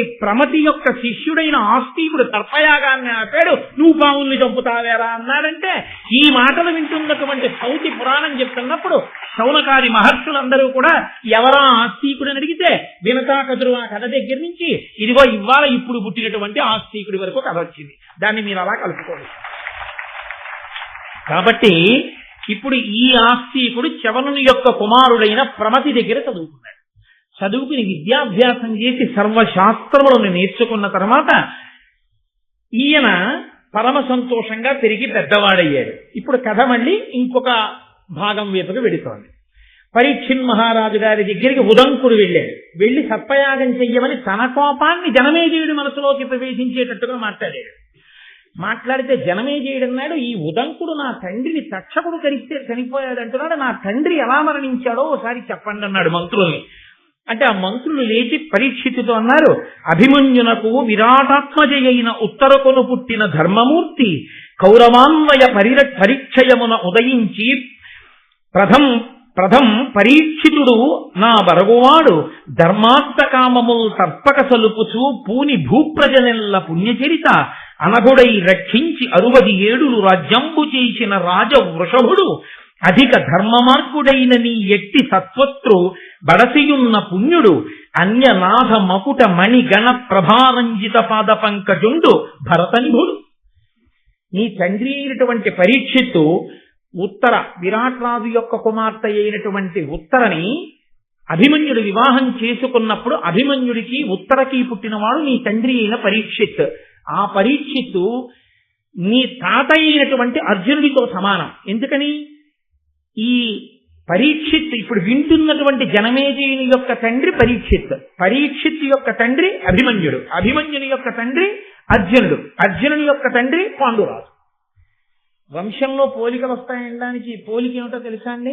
ఎక్కడో ముత్తాత పాండురాజుకి వేట అంటే ఇష్టం, అదే పోలిక ఇప్పుడు వచ్చింది పరీక్షిత్కి. ఆ వేట కోసమే వెళ్ళి అదిగో ఆ శమీకుడనబడేటటువంటి ఋషి యొక్క మెడలో చచ్చిపోయిన పాముని ఇచ్చాడు.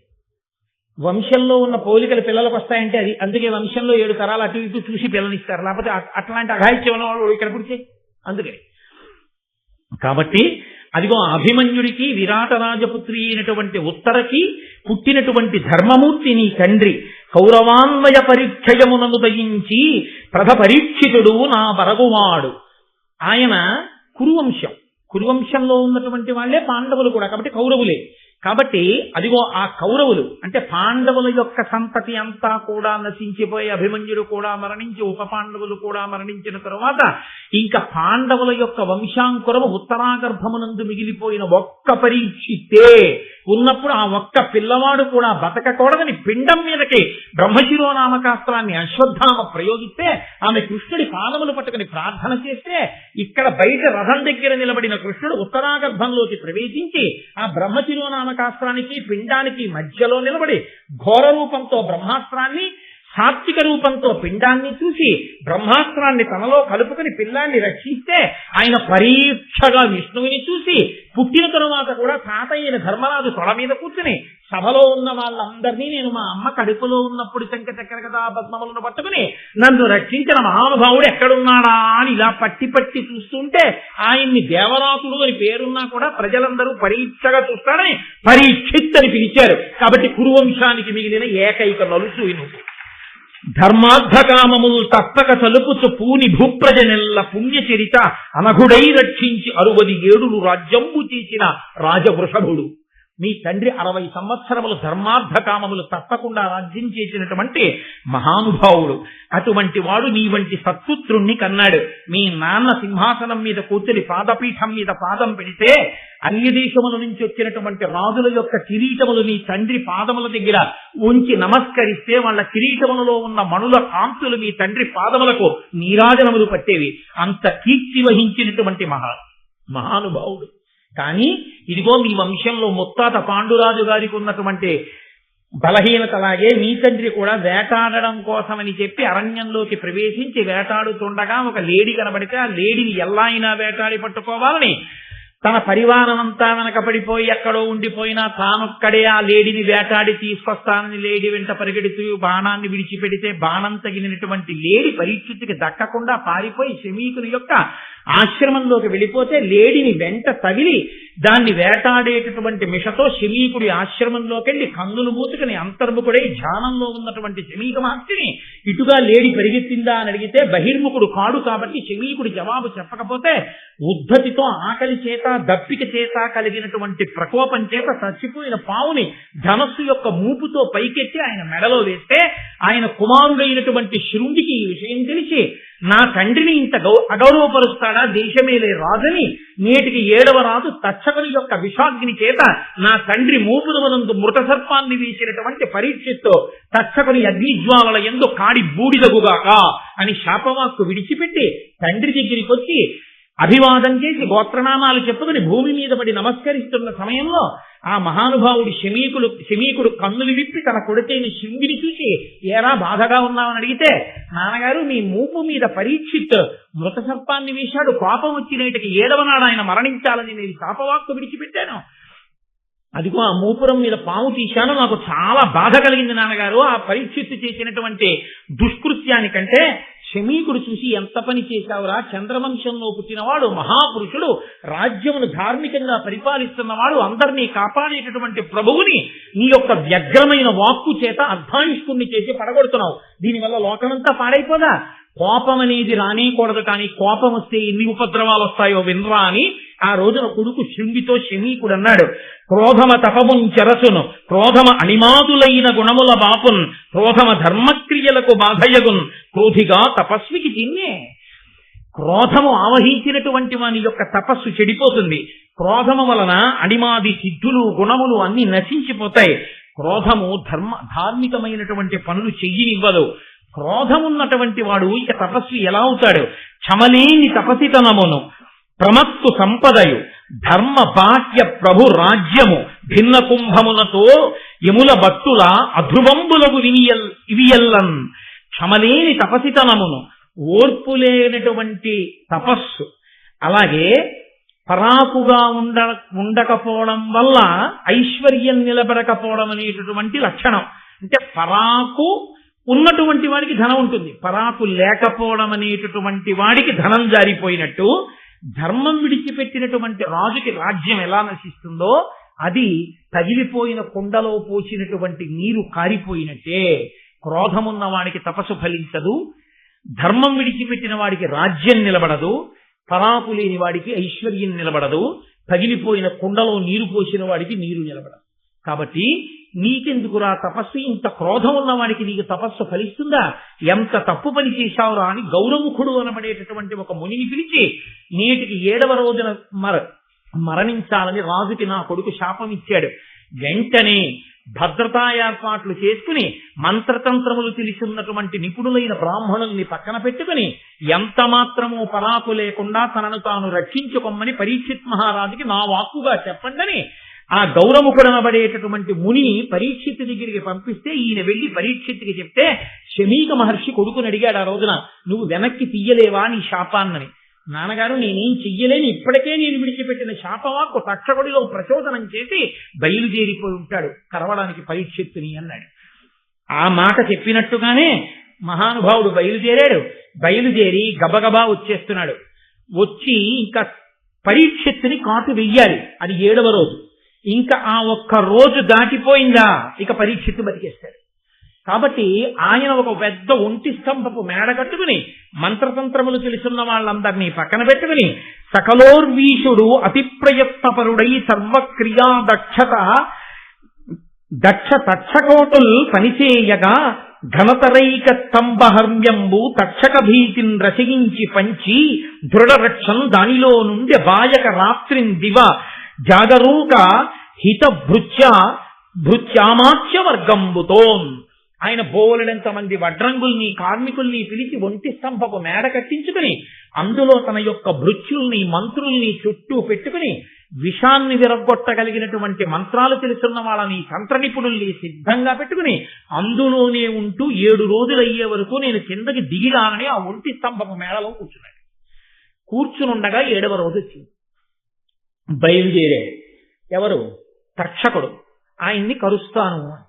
ఈలోగా బ్రహ్మగారు ఏం చేశారంటే, ఈ లోకంలో పాములు ఎవరిని పడితే వాళ్ళని కరిచేస్తున్నాయి, కరిస్తే పాపం చనిపోతున్నారు. పాము కరిస్తే చనిపోకుండా బ్రతికి ఉండడానికి నేను కశ్యపుడు అనేటటువంటి ఋషికి పాము యొక్క విషాన్ని విరగొట్టగలిగినటువంటి మంత్రాన్ని ఉపదేశం చేస్తానని సాక్షాత్తుగా చతుర్ముఖ బ్రహ్మగారే కశ్యప మహర్షిగా ఉపదేశం చేశారు.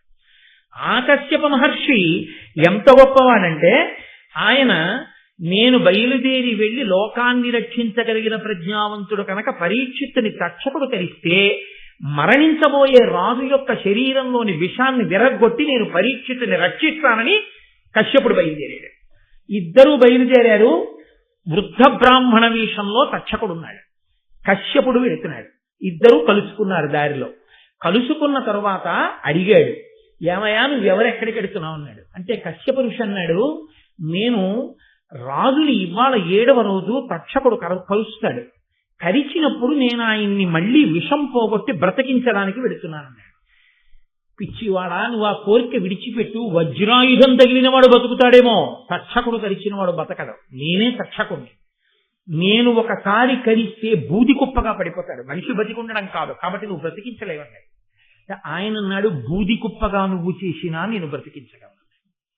అయితే ఏది, ఇక్కడ పెద్ద మర్రి చెట్టు ఉంది. దాని కొమ్మలు ఎంత దూరం వ్యాపించాయో తెలియట్లా. పచ్చటి చెట్టు. నేను మొదట్లో కరుస్తాను, బూడిద కుప్పగా పడిపోతుంది, బ్రతికించి చూస్తానన్నాడు. తక్షకుడు కాటు వేశాడు. అది బూది కుప్ప కింద పడిపోయింది చెట్టు. వెంటనే ఈ కశ్యప ఋషి బ్రహ్మగారు తనకి ఉపదేశం చేసినటువంటి మంత్రాన్ని జపం చేసి ప్రయోగించాడు. వెంటనే ఆ మర్రి చెట్టు మళ్ళీ వచ్చేటప్పటికి తక్షకుడు ఆశ్చర్యపోయాడు. అయితే ఈ విషయం ఎలా తెలిసింది హస్తినాపురంలో అంటారేమో, ఒక వ్యక్తి కర్ర పుల్లలు ఏరుకుందామని అరణ్యంలోకి వచ్చి ఆ మర్రి చెట్టు మీదకి వచ్చి ఇండు పుల్లలు విరుచుకుంటున్నాడు. అకస్మాత్తుగా వీళ్ళిద్దరూ మాట్లాడుకుని తక్షకుడు కరవడంలో ఈ వ్యక్తి కూడా కాలి బూడిదైపోయి కింద పడిపోయాడు. మళ్ళీ కశ్యప ఋషి మంత్రప్రభావం చేత చెట్టుతో పాటు ఆయన కూడా బతికాడు. ఆయన తర్వాత పరిగెత్తుకుంటూ హస్తినాపురానికి వెళ్ళి ఈ విషయం అంతా చెప్పాడు. వాళ్ళిద్దరూ ఇలా మాట్లాడుకున్నారు, అందువల్ల బయటకు వచ్చింది లోకంలో.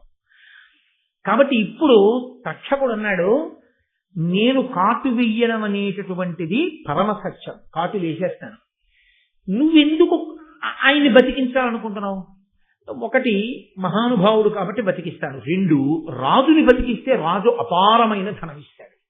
రాజు ఎంత ధనమిస్తాడో అంతకన్నా అధికమైన ధనమిస్తాను. నువ్వు బ్రతికించవద్దు, వెళ్ళిపోమన్నాడు. కశ్యప ఋషి కన్నులు మూసుకుని అంతర్దృష్టితో చూశాడు. రాజుకి మరణము తథ్యము అని తెలిసిపోయింది. అంటే ఒకసారి ఋషివాక్కు ఇక తప్పించుకోవడం కుదరదు. కాబట్టి ఎలాగో మరణిస్తాడు. కాబట్టి నేను ఈ డబ్బు తీసుకుని వెళ్ళిపోదామని ఆయన తక్షకుడు ఇచ్చినటువంటి డబ్బు పెట్టుకుని కశ్యప ఋషి వెళ్ళిపోయాడు. ఇప్పుడు ఈయన కోటలోకి ప్రవేశించాలి, ఒంటి స్తంభపు మేడలోకి. తన సోదరులైనటువంటి పావుల్ని కొంతమందిని పిలిచి, మీరు బ్రాహ్మణ కుమారుల వేషం వేసుకుని ఋగ్వేద యజుర్వేద మంత్రాలు చెప్తూ వెళ్ళండి, కొన్ని పువ్వులు పళ్ళు పట్టుకెళ్ళి ప్రసాదం రాజానికి రక్షగా ఇస్తున్నామని ఇవ్వండి. వేదం చదువుకుంటున్న బ్రాహ్మణ కుమారుల్ని చూస్తే రాజు కాదన్నాడు, తీసుకుంటాడన్నాడు. అంటే వాళ్ళు అలాగే వెళ్ళారు. వెడితే రాజు పాపం ప్రసాదం కదా అని పుచ్చుకున్నాడు. పుచ్చుకుని ఆయన ఆ పళ్ళు తన చుట్టూ ఉన్న మంత్రులకి ఇస్తున్నాడు. ఇస్తూ చాలా ధైర్యంగా ఆయన ఆ మంత్రులతో ఒక మాట అన్నాడు, సూర్యులనున్న మంత్రులను చుట్టములన్ కడుకూర్చు మిత్రులన్ సరబలండు చూచి మునిశాపది నంబులు ఒవుదించే అంభోరుహమిత్రుడస్తగిరి పొందెడునంచొగి తత్ఫలామలు వారలకెల్లబెట్టి అనవద్యుడు తనొక పండు చెచ్చరం.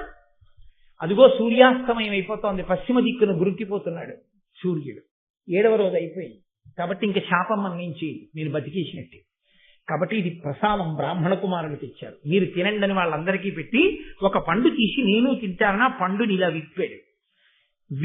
విప్పగానే కొనివృత్సుడు లోపల నల్లని క్రిమియి తోచి చూడలత్తుకవర్ణంబున పామి విషవహ్నులు తనుకగా గురువీరు కరచి తక్షకుడరియన్. ఆ పండిలా విప్పేటప్పటికి నల్లటి గుడ్లతో ఒక పురుగు కనపడింది.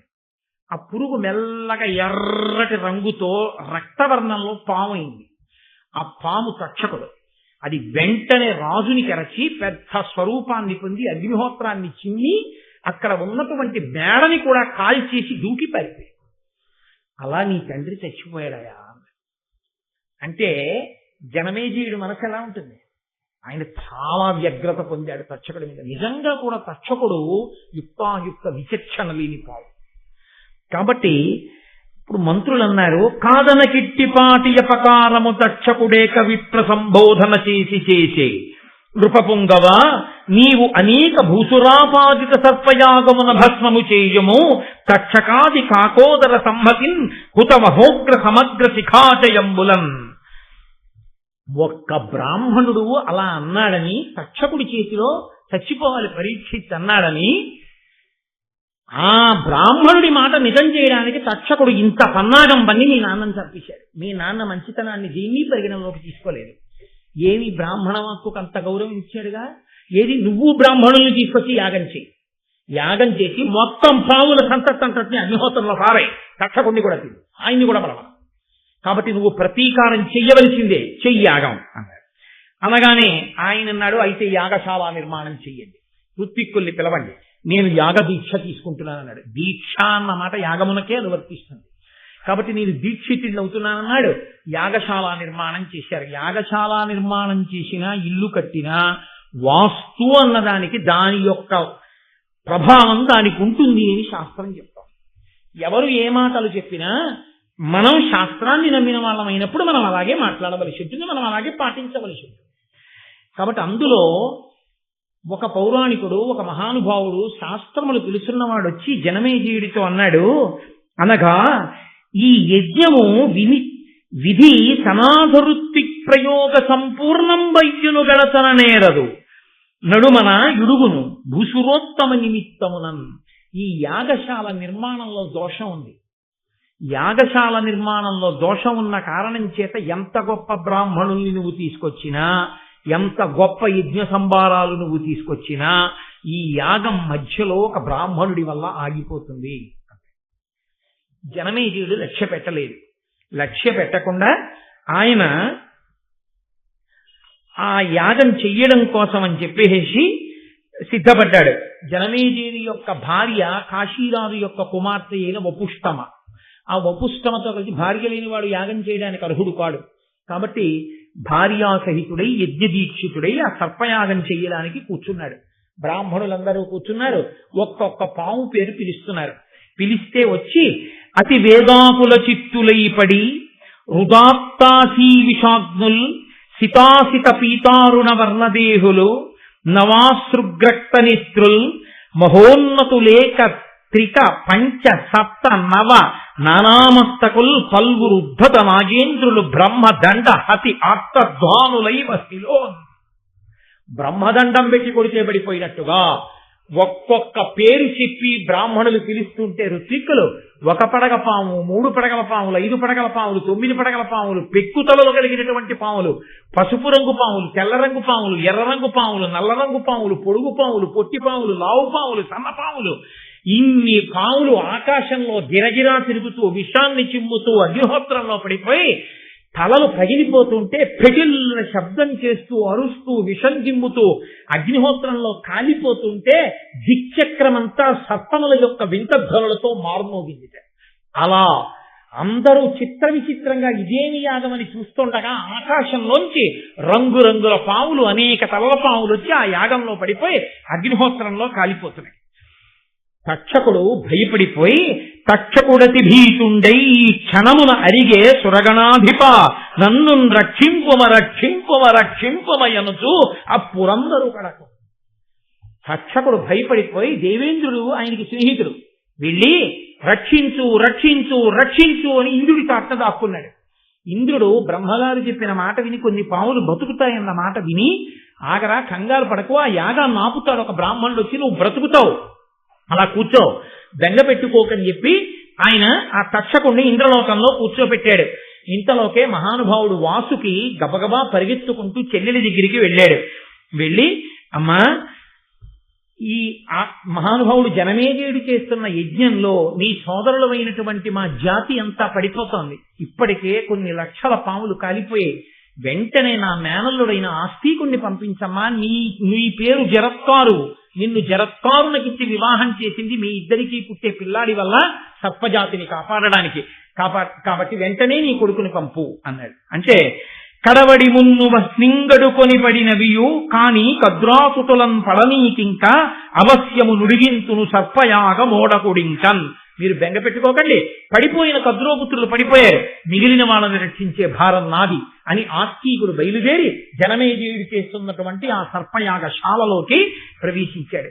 ప్రవేశించగానే మహాతేజోమూర్తి ఆ ఆస్తికుడు నడిచొస్తుంటే రాజు, ఋత్విక్కులు అందరూ ఆయన వంక చూస్తున్నారు. ఆయన అన్నాడు, రజనీనాథ కులైక భూషణుడవై రాజర్షివై ధారుణీ ప్రజనెల్లం దయతోడ ధర్మచరితం బాలించుతున్ దుంటి ధర్మజు నాభాగు భగీరథున్ దశరథున్ మాంధాతృ రామున్ రఘున్ విజయున్ పోలితి సద్గుణంబుల జగద్విఖ్యాత పరీక్షిత. మహానుభావ పరీక్షిత్తు, నీవు రజనీనాథ కులైక భూషణుడవై రాజర్షివై, చంద్రవంశంలో పుట్టినటువంటి గొప్ప రాజువై రాజర్షివై, ప్రజలందరినీ దయతో ధర్మంతో పరిపాలన చేస్తూ ఆనాడు ధర్మరాజు, నాభాగుడు, భగీరథుడు, దశరథుడు, మాంధాత, రాముడు, రఘుమహారాజు, అర్జునుడు ఎలా పరిపాలన చేశారో అలా పరిపాలించావయ్యా. కువలయంబున వారి కోరిన కోర్కికిం తగనీవు పాండవ కులంబు వెలుంగ పుట్టి దృఢంబుగా నృపలక్ష్మితో అవని రాజ్యభరంబు దాల్చిన అంత నుండి మఖంబులంది విరిగిష్ట ధనంబులిచ్చుట తృప్తులైరి మహాద్విజుల్. నాయన, ఈ భూమండలానికి అంతటికి నువ్వు చక్రవర్తి అయిన తరువాత నీ రాజ్య పరిపాలనలో నువ్వు అనేకమైన యజ్ఞయాగాది క్రతువులు చేస్తూ ఋత్విక్కుల్ని పిలిచి నువ్వు ఇచ్చినటువంటి సంభావనల చేత, ఆ యజ్ఞ దీక్షితులైనటువంటి ఋత్విక్కులకి నువ్వు ఇచ్చినటువంటి దక్షిణల చేత బ్రాహ్మణులందరూ ఎంతో తృప్తి పొంది ఉన్నారు. ఈ స్తోత్రం చెయ్యడంలో ఒక రహస్యం ఉంది, దాని చివర మీకు దాన్ని చెప్తాను.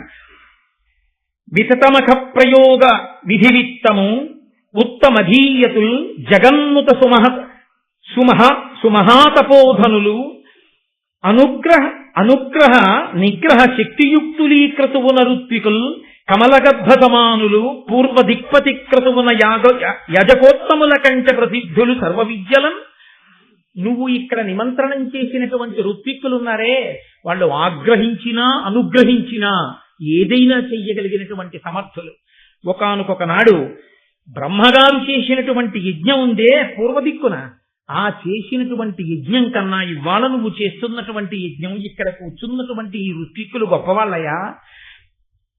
అమ్మనుజేంద్రుడైన నలు యజ్ఞము, ధర్మరాజ రాజసూయ యజ్ఞము, ప్రయాగ చేసిన ప్రజాపతి యజ్ఞము, పాశపాణి యజ్ఞమును, కృష్ణు యజ్ఞము, నిశాకరు యజ్ఞము, నీ మనోజ్ఞ యజ్ఞమును ఒక్క రూప విలసన్ మహిమం కురువంశవర్ధన.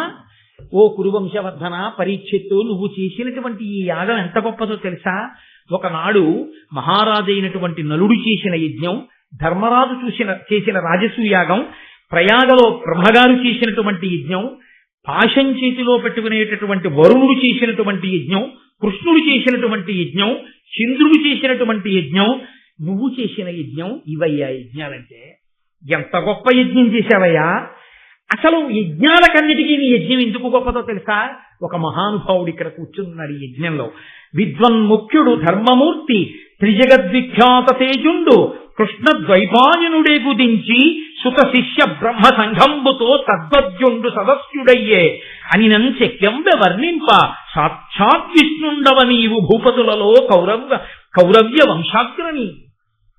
మహానుభావుడు, అపారమైన విద్వత్తు కలిగిన వాడు, ధర్మమూర్తి, 3 లోకములయందు ఖ్యాతి గడించినటువంటి వాడు, కృష్ణద్వైపాయనుడన్న పేరు కలిగినటువంటి వాడు, వేదవ్యాసుడు శిష్య ప్రశిష్యులతో వచ్చి యాగంలో కూర్చుని ఈ యజ్ఞాన్నంతటినీ పరిశీలనం చేస్తున్నాడు.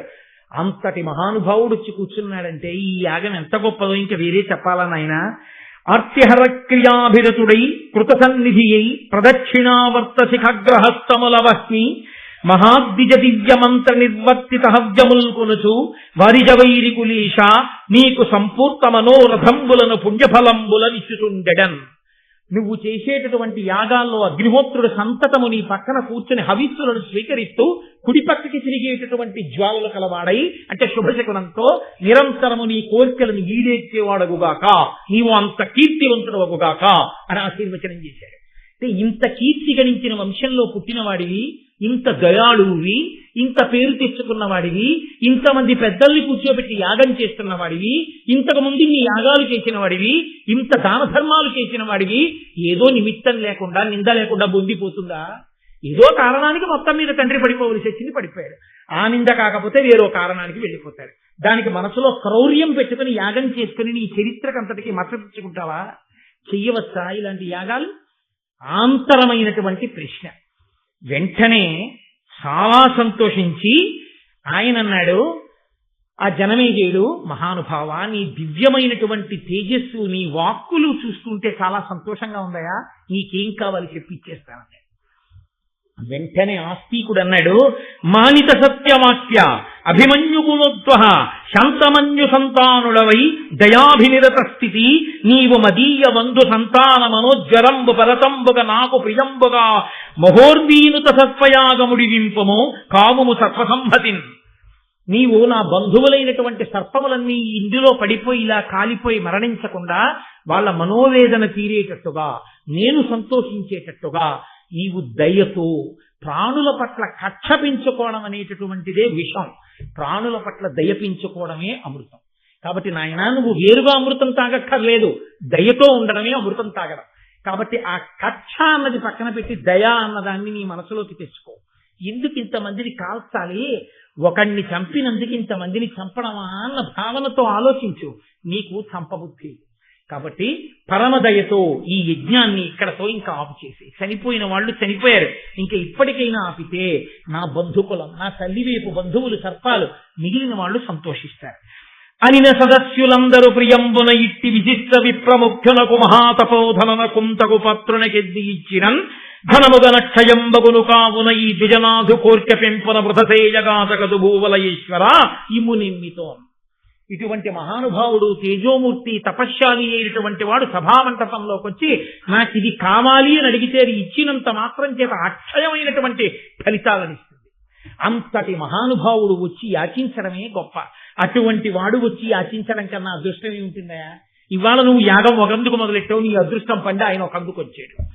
ఆయన మనస్సులో పుట్టిన కోరిక తీర్చి నువ్వు ఈ యాగం ఆపే, ఆయన మనసు సంతోషించిందా, నువ్వు అపారమైనటువంటి పుణ్యాన్ని పొందుతావు. కొడుకంత పుణ్యం చేశాడా, నీ తండ్రి ఉన్నత గతులు పొందుతాడు. ఇంకింతకన్నా ఏం కావాలి? కాబట్టి ఆపేసే యాగాన్ని అన్నారు.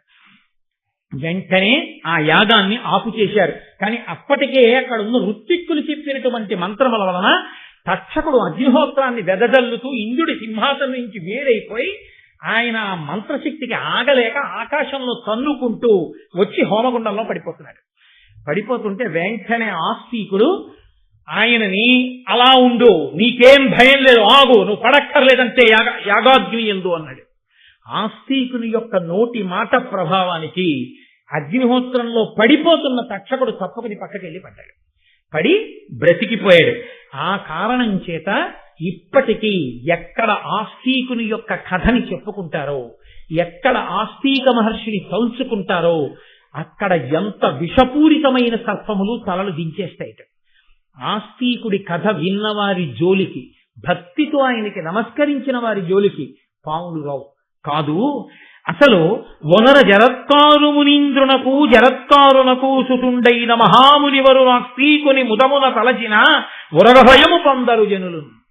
ఎవరైతే ఆ జరత్కారువుకి జరత్కారుడికి పుట్టినటువంటి ఈ ఆస్తికుని వలన ఉభయ వంశములు తరించి సర్పయాగంలో పాములు పడకుండా రక్షింపబడినటువంటి ఈ కథ వింటున్నారో అటువంటి వారికి పాముల వంటి పాపములు తొలగి వారు భగవంతుణ్ణి చేరడానికి, భగవంతుణ్ణి అనుగ్రహాన్ని పొందడానికి యోగ్యమైన స్థితిని పొందుతారు అని దీనికి ఫలశ్రుతి చెప్తూ మహోత్కృష్టమైనటువంటి జనమేజయ సర్పయాగం ఆస్తిక మహర్షి వల్ల ఆగినటువంటి సందర్భాన్ని కద్రువ కృతయుగంలో ఇచ్చిన శాపం కలియుగ ప్రారంభంలో ఎలా కట్టి కుడిపిందో, బ్రహ్మగారన్న వాక్కు నిజమై పుట్టినటువంటి ఒక మహాపురుషుడు యాగాన్ని ఆపి దుష్ట సర్పములు నశించిన తరువాత మిగిలిన పాములు ఎలా బ్రతికాయో ఈ కథలో చెప్పబడింది.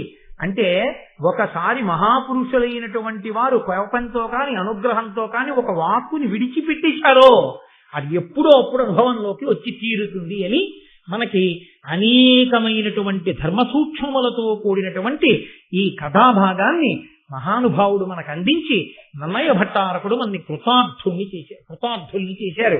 ఎన్ని ధర్మ సూక్ష్మములు వివరించారో మీరు దీన్ని జాగ్రత్తగా గమనిస్తే ఎన్నో చోట్ల వ్యగ్రతతో విడిచిపెట్టినటువంటి వాక్కు బ్రహ్మదండము కన్నా గొప్పదై పడగొట్టేస్తుంది అని చూపిస్తుంది. అందుకే తపస్సు చేయడం గొప్ప కాదు, తపస్సు చేసినటువంటి వాడు నిగ్రహాన్ని పొంది ఉండడం కూడా అంతే అవసరమై ఉంటుంది. శృంగి వాక్కు విడిచిపెట్టాడు, శమీకుడు అడిగాడు ఉపసంహారం చేయమని. నాన్నగారు నేను శాపవాక్కు విడిచిపెట్టింది అప్పుడే తక్షకుడిలో ప్రచోదనం చేసేసింది, కాబట్టి నేను వెనక్కి తీలేనన్నాడు. కద్రువ విడిచిపెట్టింది, వెనక్కి తీలేకపోయింది. బ్రహ్మగారు అనుగ్రహ వాక్కు విడిచిపెట్టాడు, రక్షింపబడ్డాయి. కోపంతో విడిచిపెట్టిన వాక్కు భూతదయలేనటువంటి పనియే విషము. భూతదయ సకల ప్రాణులు సంతోషంగా ఉండాలనేటటువంటి మనసుతో జీవించడమే అమృతం. కాబట్టి నువ్వు అమృతము తాగి ఉండాలి అన్న కోరిక నీకు ఉంటే నువ్వు భూతదయతో అందరి పట్ల కారుణ్యంతో సంతోషంగా భగవంతుణ్ణి అందరి యందు చూస్తూ ప్రేమతో జీవించడమే మార్గము అని అన్యాపదేశంగా నన్నయ్య భట్టారకుడు ఋషితుల్యుడు కనుక సమస్త జాతికి ఉద్బోధ చేసి కక్షలు కార్పణ్యములు మంచివి కావని ఉద్బోధ చేసినటువంటి పరమోత్కృష్టమైన వాక్కుతో ఈనాటి ఈ ఉపన్యాసాన్ని పూర్తి చేస్తూ రేపటి రోజు నుంచి చెప్పేటటువంటి ఘట్టములన్నీ కూడా నేను ఇది ఏదో మీకు ఆ కాకతాళీయంగా చెప్తున్న మాట అని మీరు స్వీకరించద్దు. కేవలముగా ఇక రేపటి నుంచి వచ్చేటటువంటివన్నీ కూడా మహాత్ముల యొక్క జననములు. ఎటువంటి మహాత్ములంటే వేదవ్యాస జననము, భీష్మాచార్యుని అవతరణ, తర్వాత పాండవులు పుట్టడం, ఇంకా అంతా కూడా మహాపురుషుల యొక్క జననములు. మీకు ఆశ్చర్యం ఏమిటో తెలుసా? ఈ మహాపురుషుల జననం జరిగేటప్పుడు ఎంతమంది దేవతలో వస్తారు, కథలో వచ్చి అనుగ్రహిస్తారు. వాగ్రూపంగా ఇంతమంది దేవతలు ఆది పర్వంలో రావడం పూర్తవగాని 5, 6, 7 తారీఖుల్లో చెప్పుకున్న భారతంలో దేవతల్ని పిలిచిన పిలుపు వృథా అవ్వకుండా అది ఈశ్వరుడు అనుగ్రహం. అంటే 5, 6, 7 తారీఖుల్లో పక్కన బ్రహ్మాండమైన యాగశాల నిర్మాణం జరుగుతుంది. ఇంకా మీరు రోజు చూద్దరుగా నా యాగశాల నిర్మాణం అది. గాయత్రీ మహామంత్రానికి 24 అక్షరాలైతే 24 మంది మహాతేజోవంతులు గొప్పగా వేదం చదువుకున్నటువంటి ఋత్విక్కులు వస్తారు. 24 మంది ఋత్విక్కులు అక్కడ బ్రహ్మాండమైన యాగం చేసి దేవతలందరికీ హవిస్సులు ఇస్తారు. మనం ఆ యాగశాలకి ప్రదక్షిణం మహాభారత శ్రవణం. ఇది పూర్తయిన తర్వాత అక్కడ మంటపంలో పెట్టినటువంటి మంత్రపూరితమైన జలములతో కూడిన కలశ పట్టుకుని స్వామివారి దేవాలయం పైకెక్కి కుంభాభిషేకం చేస్తారు 7వ తారీఖు సుముహూర్తంలో. ఒక పక్క ఆదిపర్వం, ఒక పక్క సర్వోత్కృష్టమైనటువంటి కుంభాభిషేకం. 2 ఘట్టములు ఏకకాలంలో ఆదిపర్వం పూర్తవుతుంటే మహాకుంభాభిషేకంతో పూర్తవుతుంది. ఇక ఇంతకన్నా అదృష్టం ఎవరిని పట్టుకుంటుంది? మన అదృష్టం అయ్యప్ప స్వామి అనుగ్రహించి ఆదిపర్వం మహాభారతం ఎప్పుడు చెప్పబడుతుందో, ఎప్పుడు మహాపురుష జననం ఇక్కడ వినబడుతుందో అప్పుడు నా దేవాలయానికి కుంభాభిషేకం అన్నాడు. అందుకే ఇంతకాలం ఆగిపోయింది. ఆదిపర్వం ప్రారంభించగానే సుముహూర్తం నిర్ణయం అయిపోయింది, యాగశాల ప్రారంభం అయిపోతోంది. ఆదిపర్వం పూర్తయితే మహానుభావుడు పరమధర్మాత్ముడు ఎవరి పేరు చెప్తే లోకం పరవశించిపోయి కరించిపోతుందో అటువంటి భీష్ముడు, ధర్మరాజు, భీముడు, అర్జునుడు, నకులుడు, సహదేవుడు, ద్రౌపదీదేవి, కృష్ణజ్యుమ్నుడు, ద్రోణుడు, ఆ కృపాచార్యుడు, మహాత్ముల యొక్క జననములన్నీ ప్రారంభమవుతాయి. ఆ ఘట్టములన్నీ ఇంకా రేపటి నుంచి ప్రారంభం. దేవయాని, కచుడు, మహానుభావుడు బృహస్పతి, శుక్రాచార్యుల వారు, అసలు వాళ్ళ పేర్లు తలుచుకుంటే చాలు, వింటేశారు. అటువంటివన్నీ రేపటి నుంచి ఆ ఘట్టాలు ప్రారంభం. కాబట్టి రేపు సాయంకాలం 6:30 మళ్ళీ తిరిగి మనం కలుసు